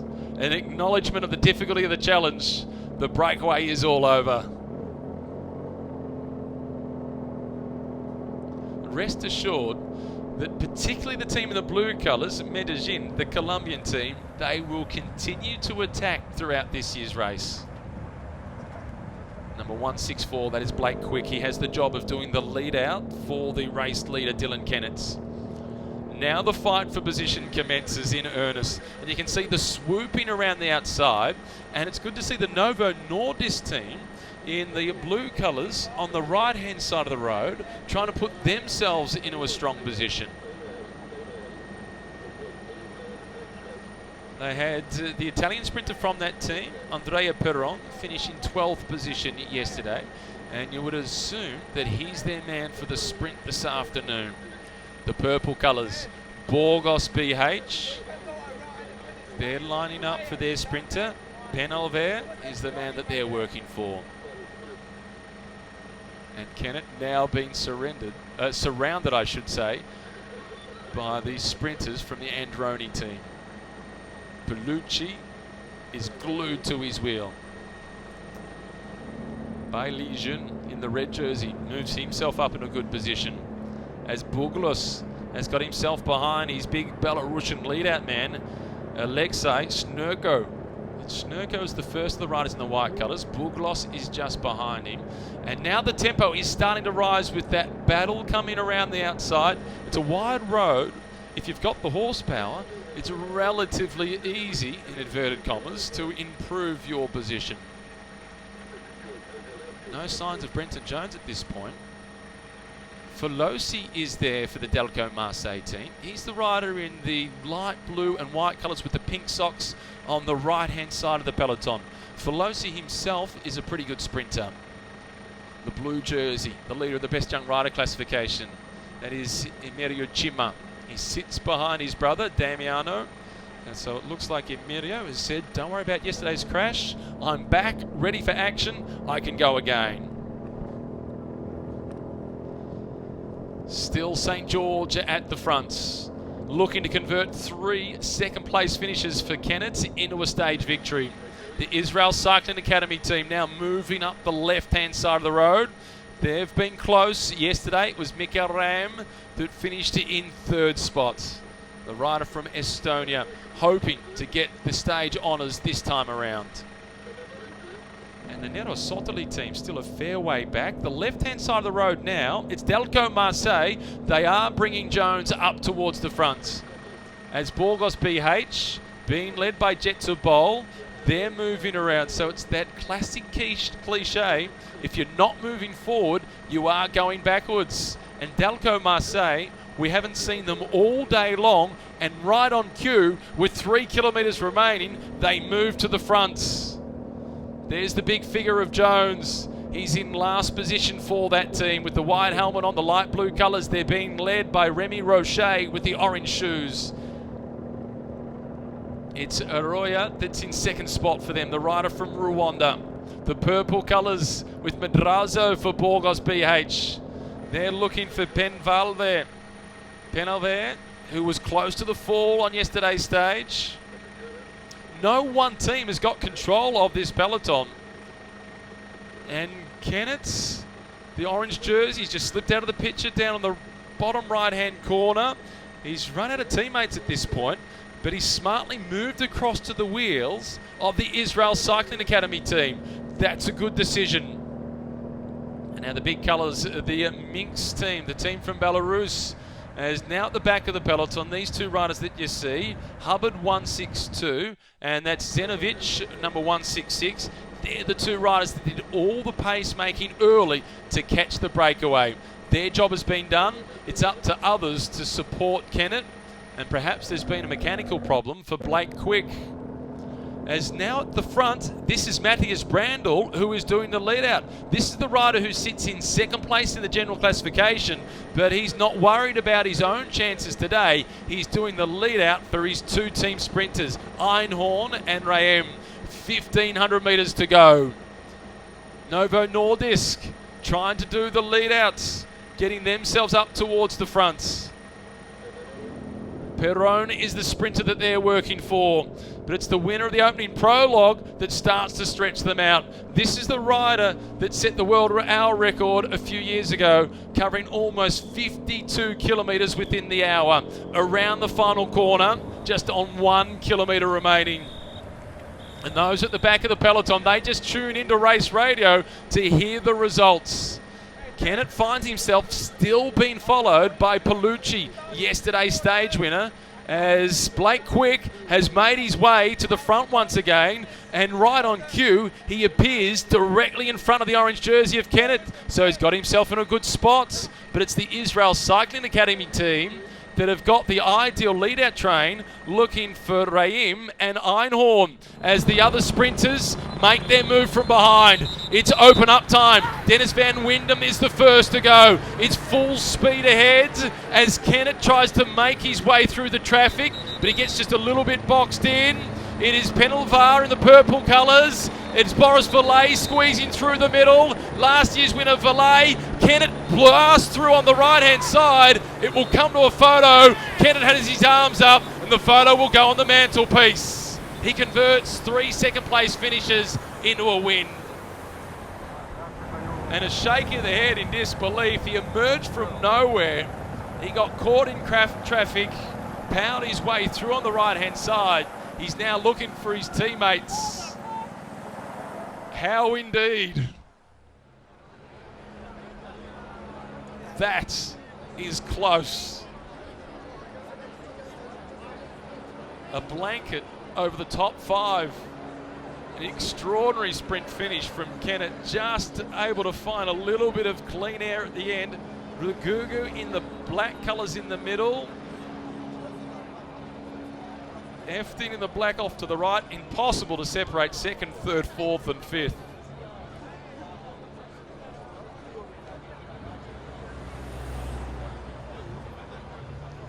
Perhaps Einhorn in second position. Look at the aerial shot. Kennett coming from a long way back by comparison to the others. And Einhorn in second. We'll wait for official confirmation. That was super close, but Kennett taking the win. Raim in second position. Rugugu in third place. Kennett celebrates.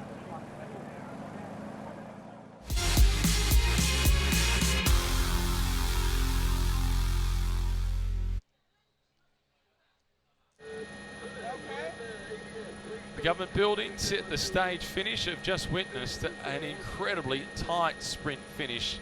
It was anyone's guess at 50 metres to go, and it was so desperately tight. Dylan Kennett taking the win ahead of Mikael Ream. It was Yusuf Rugugu in third position, Roy Efting in fourth spot, Boris Valet in fifth, Matteo Palucci in sixth position, Luca Pacioli in seventh place. It was then Penalvar in eighth, Brenton Jones in ninth, and Burgos rounding out the top 10.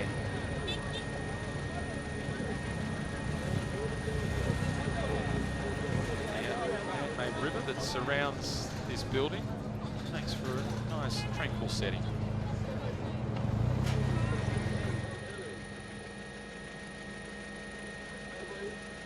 touchdown. There was a good festival here last night. Plenty of action happening. Unfortunately, just rained a little bit towards the end of the festival, but they managed to get their dancing. And it will be Denham Kennett who will be dancing the loudest tonight. It was a photo finish that he missed out on stage 1. It's a photo finish that he gets the win on stage 3.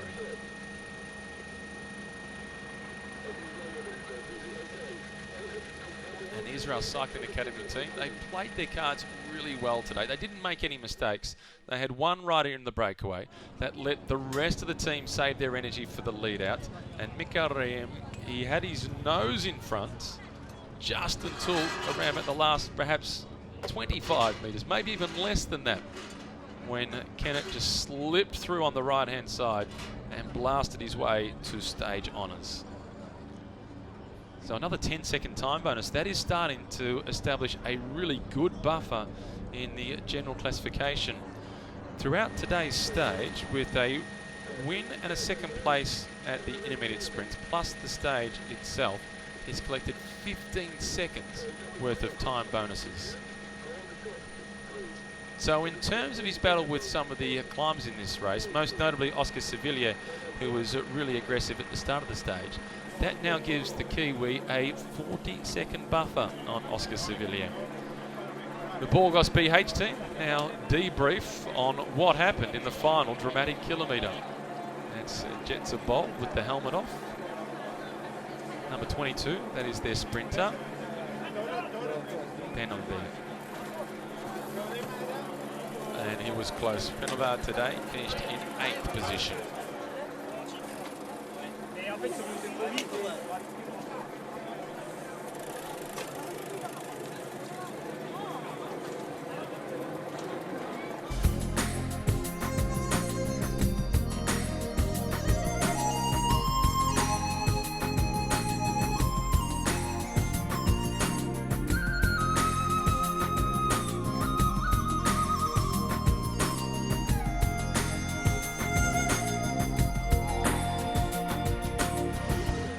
Stage 3, the Tour of Taihu Lake, and finishing in front of the government buildings in Changxing.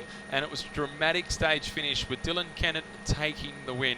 A rider that's had 3 second place finishes no doubt will be relieved and overjoyed to get the win. He was so close on stage 1 in that photo finish behind Marco Benfato today. It is a win ahead of Mikarem and then Yusuf Rugugu in 3rd position. The all-important time bonus will extend his lead in the race for the orange jersey.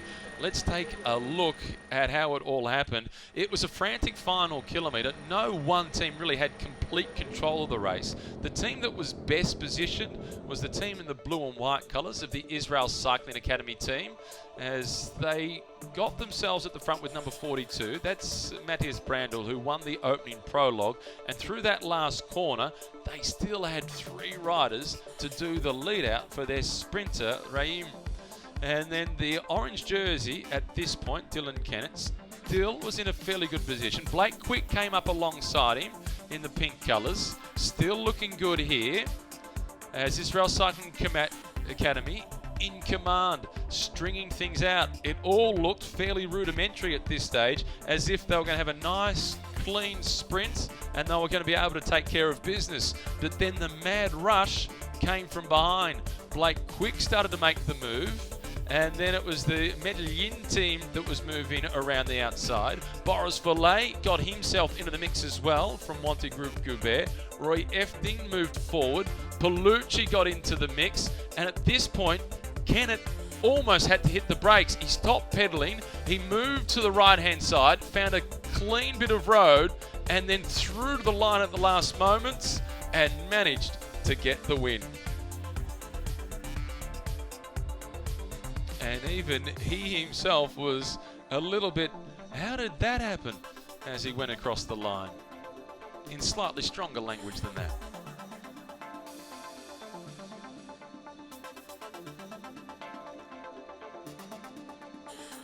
He had to make a big move to get through that gap that was there. This gives you a taste, even in slow-mo, the sort of speed and the desperate battle for the finish line. How much quicker Kennett was moving than the others. He wasn't in front until perhaps 2 meters to go, maybe even less, but he was coming at a great rate of knots.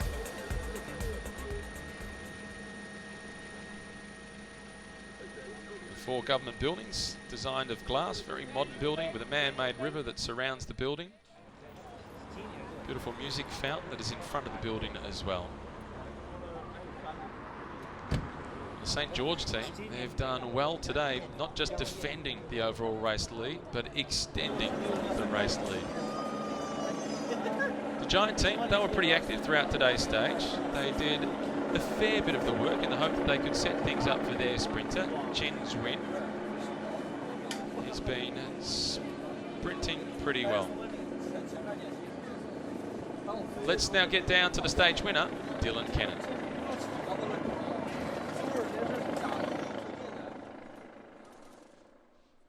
Meant a whole lot to you. Yeah, no, it was awesome to pull off the win. It was getting a little bit frustrating getting second every day, but and the boys rode the front literally from the gun, to that finish. So no, it's awesome to get the win for them. And it's I at the 200 to go, or even 100 to go, I was like 15th. I didn't know how I'd come through, and I couldn't believe it. I looked across when I had it won. I was just amazed. So you don't win too many like that. I mean, sprinting is a sport of patience, isn't it? You've got to time everything to perfection. How proud of you of your effort today? Just take us through, that final sprint. Yeah, well, we were well positioned into the 5K, and then we kind of got swamped. And old Brandel was on the front of the Israel Academy team, and I thought, there's the team to be on. Like, for sure, they're going to be in the top team around that last corner. They had the whole team lined up. Very impressive teamwork by them. And then young Blake, my lead-up man, lost me at about 2K, and then I knew that he'd come looking for me in that final straight, and he did. And he actually didn't have the legs, but he had the ticker to try and get me as close as he could. And then it actually almost ended up helping me because I had 10 metres back and had a run they were stacked up like a blooming horse race. And I come through along the fence, and so yeah, I actually said to them afterwards, I said, see, patience paid off there. So yeah, it's amazing to get a win like that. And there's a bit of a secret to your win today. Tell us about it. Yeah, well, I put the booties on, the defeat booties from Donna, Brett Dutton's wife, and she supports the team, and the boys were taking the mick out of me for that, and it paid off. I told them I might get the stage one of them on today, and I did. Had an incredibly consistent tour. How confident are you of taking this all the way? Well, we'll see. We'll see when the road starts going uphill, and when the climbers and the strong guys start lighting it up on the climb, and I'll probably know by the second lap. If you could interview me while we have 1 lap to go up there, I'll let you know then. Yeah. Cheers. Thanks. Cheers. By a pair of those booties that fancies themselves as a young sprinter. But that stage that he refers to, stage 5, it will be a really interesting challenge for Dylan Kennett. It is not a super steep climb, but it is long enough to cause a few problems for the pure sprinters in this race. And we saw last year on that climb, it was on stage 2, so it was quite a bit earlier, and it did break the race up. Boris Valet was able to survive the climb. Some of the other sprinters didn't quite make it over the top. This time coming on stage 5, there'll be more fatigue. It will make it even harder for the sprinters. Plus, I'm of the view that this year, the peloton has some even stronger climbers than what it did last year. In particular, that Colombian team, Medellin, has shown themselves to be super aggressive. They are going to throw everything they've got in the tank at that climb on stage 5 every single time they go up there. But what the St. George team is doing well is they are creating a buffer for Dylan Kennett to be able to, if he does get dropped, if he can survive at least until the final time up the climb and the team can stick with him and have a few riders support him, lose 30 seconds perhaps on that stage, but that would still potentially be enough for him to hold on to the orange jersey. Tomorrow will be another opportunity for them to contest the intermediate sprints, perhaps win another stage. He's getting greedy. He's had 3 second place finishes and now a win, but that is the strategy, and continue to take those time bonuses to get even more of a buffer before the all-important 5th stage. The Burgos BH crew, they look pretty calm and relaxed after the stage. go with his hat on backwards and the glasses on the top of his head. That's the Dutchman on the team, the only Dutchman on the squad. That's Jet to bowl. But he speaks fluent Spanish. He also speaks Catalan. He speaks fluent English. He speaks pretty good French as well. His wife is Mexican, and he's one of the easiest guys to deal with from a media perspective. It was an entertaining day of racing. Let's take a look back at what happened on stage 3.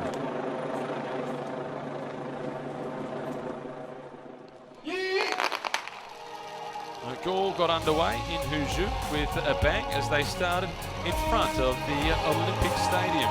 Olympic Athletic Stadium, the Hangzhou Olympic Sports Centre, I should say, which in May of 2017 was given first-class IAAF venue certification.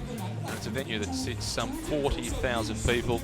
In addition to athletics, it can host basketball, volleyball, badminton and table tennis. It is a brilliant facility, and sport is very much on the rise in China, including their cycling, as they've got plenty of riders in this race who have been aggressive and looking for the breakaways.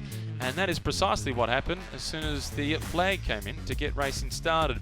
But as they went through the first of the intermediate sprints, last year's race winner Boris Vallet was going toe-to-toe with Dylan Kennett, but it was Kennett who got there first, and it was Vallet who finished in 3rd spot. Einhorn was in 2nd position, which moved him slightly closer to the blue jersey for the best young rider classification.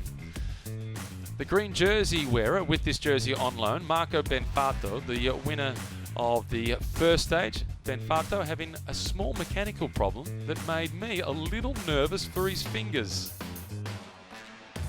It looked as if it was a shifting problem on the front derailleur. Perhaps the front derailleur was just rubbing on the chain ever so slightly.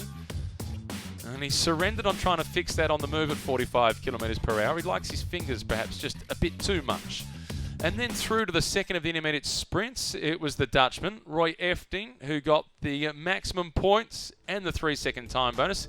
Kennett in 2nd spot, a 2-second time bonus. And this time, Boris Vallet with the black helmet on the left-hand side of the screen. Unfortunately for him, it was 4th. So he missed out on any of the time bonuses. Kennett further extending his lead. Wasn't too long after that the most significant breakaway of this year's race was formed off the front as they made their way across the stunning long bridge, which when we got the aerial shot made it very much look like a Chinese dragon, the Beilong Bridge. This was the breakaway group that went off the front. Turik from the Israel Cycling Academy team, having started the day in 13th place overall, 30 seconds down. Heading through the Jingzhou intermediate sprint, the 3rd and final intermediate sprint on today's stage. He collected the maximum time bonus, 3 seconds, plus the 5 points in the race for the green jersey. Aloya in 2nd position as they went through in the shadows of the Chengxing government building, which is where they'll be hosting the stage presentations. That breakaway group of 2, they were then shortly after joined by Razim of the Sempura team, but that didn't last for too much longer. After building up a maximum lead of 1 minute and 6 seconds, eventually they were caught just on 5.5 kilometres remaining. The peloton was then all together, and the sprinters were desperately trying to get organised. The Israel Cycling Academy, they had the advantage of having Turik in the breakaway all day long, so they had fresher legs when it came to the lead out, whereas the St. George Continental team, they'd been doing the chasing, so their resources had been reduced.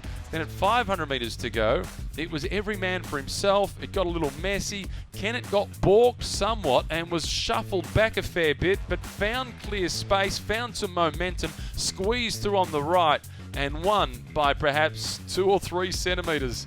It was enough, but just had to be won, and he collected stage honours. Mika Rem in 2nd position, Yusuf Regugu in 3rd spot. Kennett collecting the win.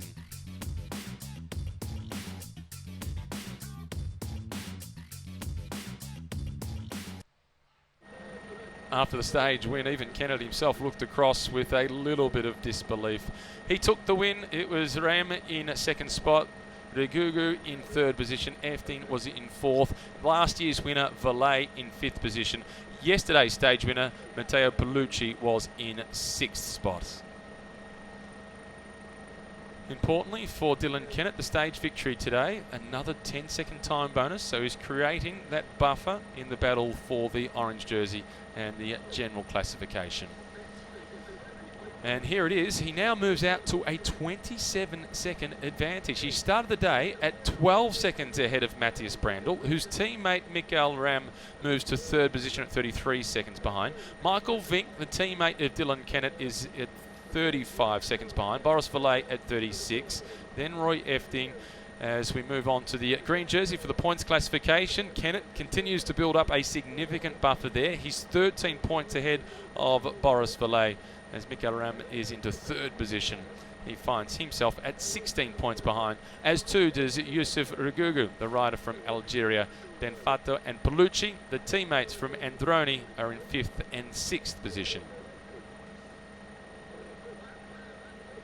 In the battle for the blue jersey, this is tight. This is the best young rider classification. It's Emilia Jima who's leading ahead of Blake Quick by just 1 second.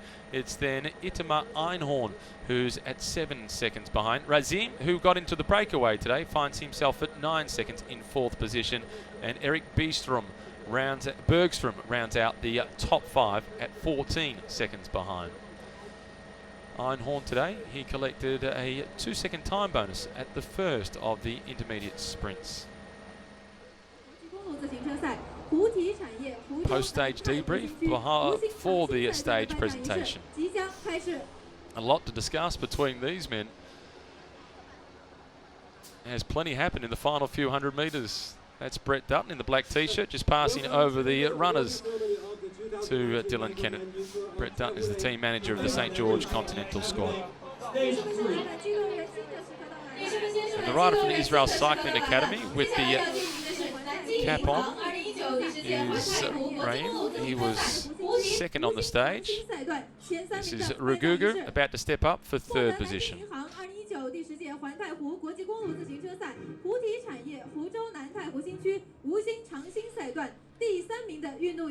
And the other rider that is there from the Israel Cycling Academy team, that is Daniel Turek, who will be awarded the most combative on today's stage.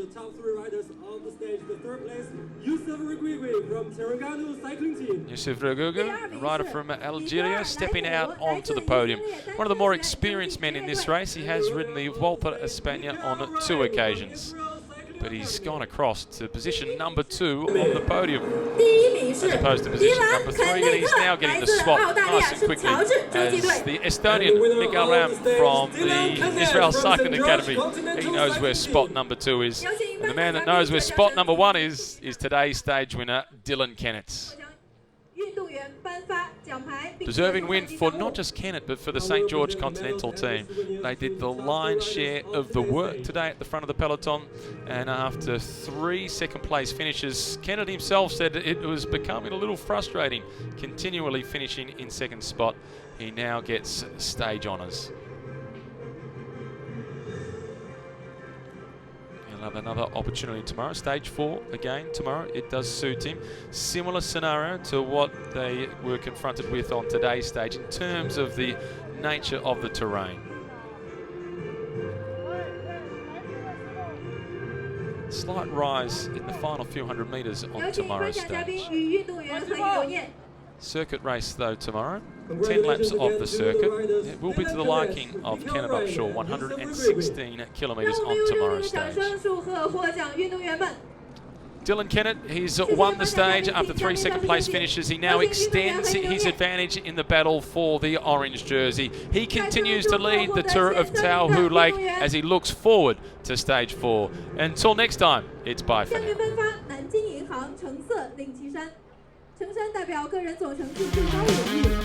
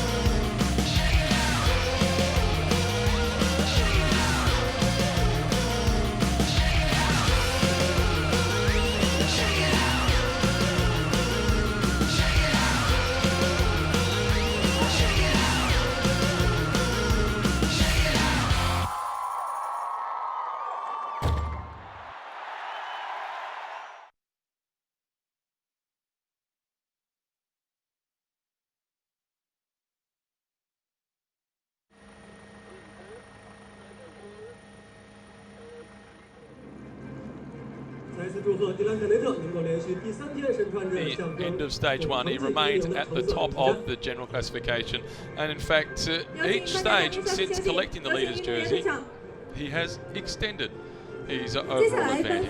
It's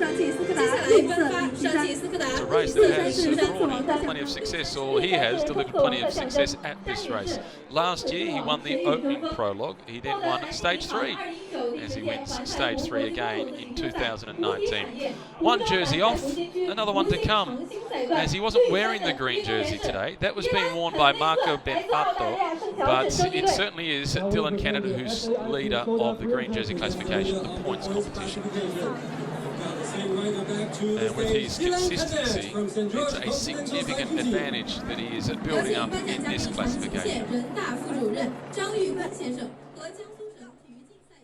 有限公司环太湖赛事业部总经理于洋先生为获奖运动员颁奖。He's been a medalist at Junior World Championships on the track. Dylan Kennett in the Omnium could play a significant role for New Zealand at the Olympic Games next year on the track as well, particularly in their team's pursuit squad, which the Kiwis historically have always done well on the team's pursuit.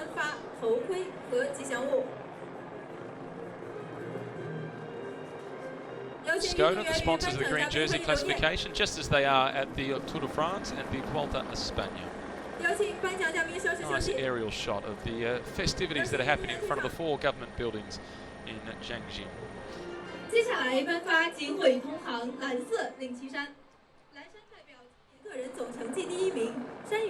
going to need some excess luggage to be able to get home, Dylan Kennett, at the conclusion of this race with the amount of jerseys and soft toys that he's been collecting. This is Emilia Chima, who still looks like the body's a little rigid after yesterday's crash, understandably so. Blue jersey for the best young rider, the riders born after the 1st of January 1997. This is a classification that he won last year. You can see the damage on the left elbow of Etienne Chima. He still threw his hat in the ring for the sprint finish today, but understandably his legs just weren't quite there on this occasion. He didn't finish inside the top 10 on today's stage. In fact, his brother was just slightly in front of him, finishing in at 16th position, as Imperial finished in 21st place on today's stage. Just a 1 second lead in the race for the blue jersey. It's Blake Quick who's in 2nd spot in the race for blue. But Blake Quick, he's not chasing the blue jersey. He might like to have the blue jersey, but Blake's main objective here is to support his teammate, the overall race leader, Dylan Kennett. So he's been sacrificing any of his own chances to contest the intermediate sprints to get the time bonus that he could collect to take that jersey away from Imperial Chima. And we move on to the red jersey for the leader of the best Chinese rider classification. This is Bai Li Jun. Strong time trialist, got things off to a really good start in the opening prologue. At the start of today's stage, he found himself at 42 seconds behind the orange jersey of Dylan Kennett.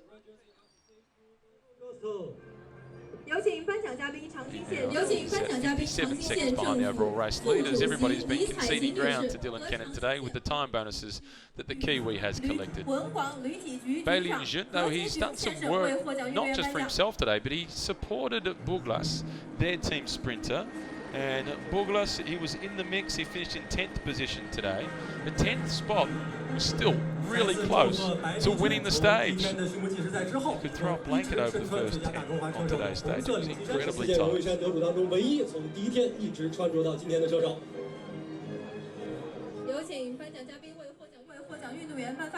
Bai Li Jun, he finished 3rd at the national championships this year in the individual time trial. There's been one Chinese rider who has ridden the Tour de France. That was back in 2013. I'm sure it's not too far away before we see more Chinese riders appear at the Tour de France. Let's hope so. 获得南京银行2019第10届环太湖国际公路自行车赛感动奖的运动员是 And now Daniel Chulik is getting the prize for the most combative on today's stage, and rightly so. When he was in that breakaway group of 3, he was certainly the most talkative. Rider from the Czech Republic, 26-year-old, doesn't have too many wins to his name. A few years ago, he did collect a stage victory at the Tour of Azerbaijan. Throughout most of his career so far, he's been a workhorse for other riders on the squad. The team is taking a big step up next season. They go into the World Tour, so amongst the top 20 teams in the world, which guarantees them a start at the biggest races on the calendar, such as the Giro d'Italia, Milan-San Remo, the Tour de France, Volta a España, Paris-Roubaix, Liège-Bastogne-Liège. It's a team that will be seen right across the globe.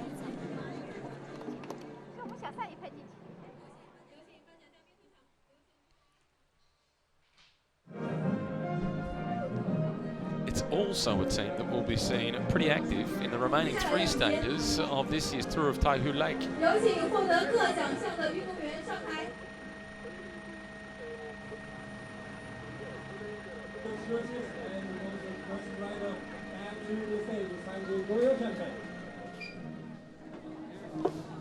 And now the place getters on the stage, along with the most combative and the jersey wearers from each of the classifications, make their way back up onto the stage. And Dylan gets his green jersey to be able to carry with him as well.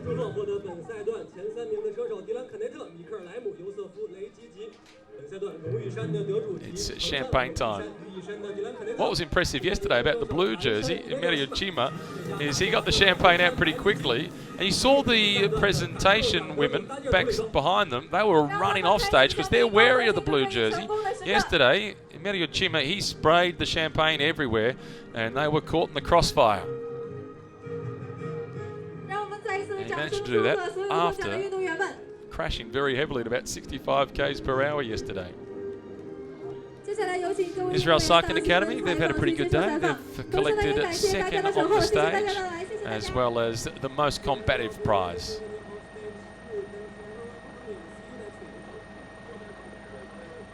And they still have a couple of riders inside the top 5 in the general classification. Circuit race tomorrow, 10 laps around the circuit. On stage 4, it's 116 kilometres. Then stage 5, the all-important climb before it wraps up on stage 6. Dylan Kennett is, who's in the orange jersey, as the overall race leader. Until next time, it's bye for now.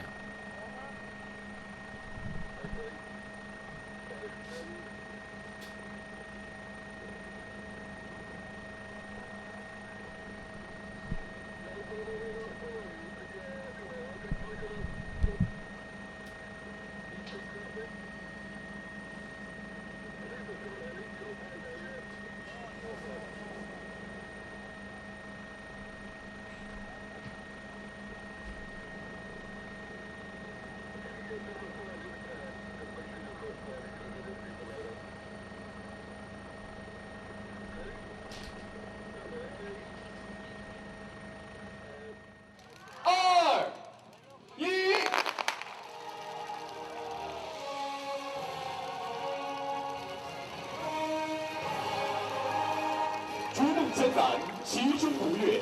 第10届环太湖国际公路自行车赛正式开赛。10年环湖，见证着福州的发展，见证着这个南太湖的明珠逐渐走向历史的巅峰。2012年起，福州环太湖旗下深厚。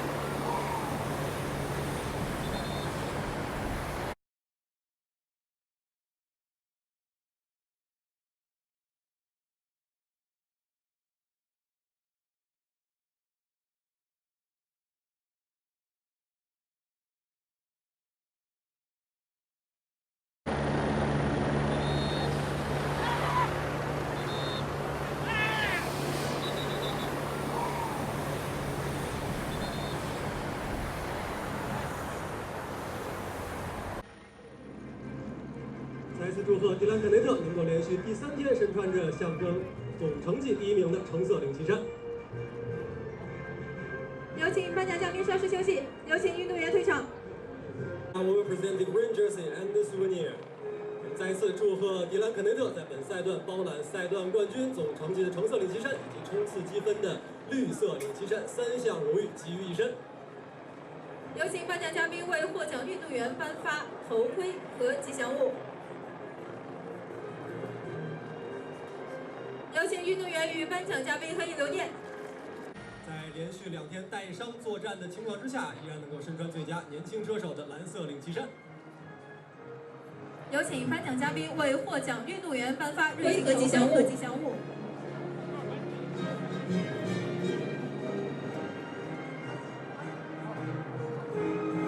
有请颁奖嘉宾与运动员合影留念。有请颁奖嘉宾为获奖运动员颁发锐镜头盔和吉祥物。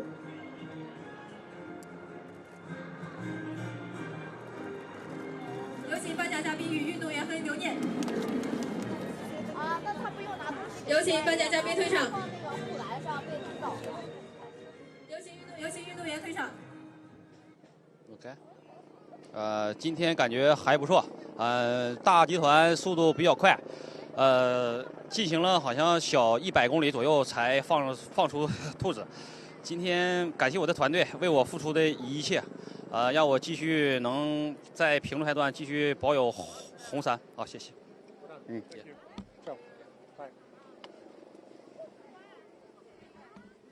Better.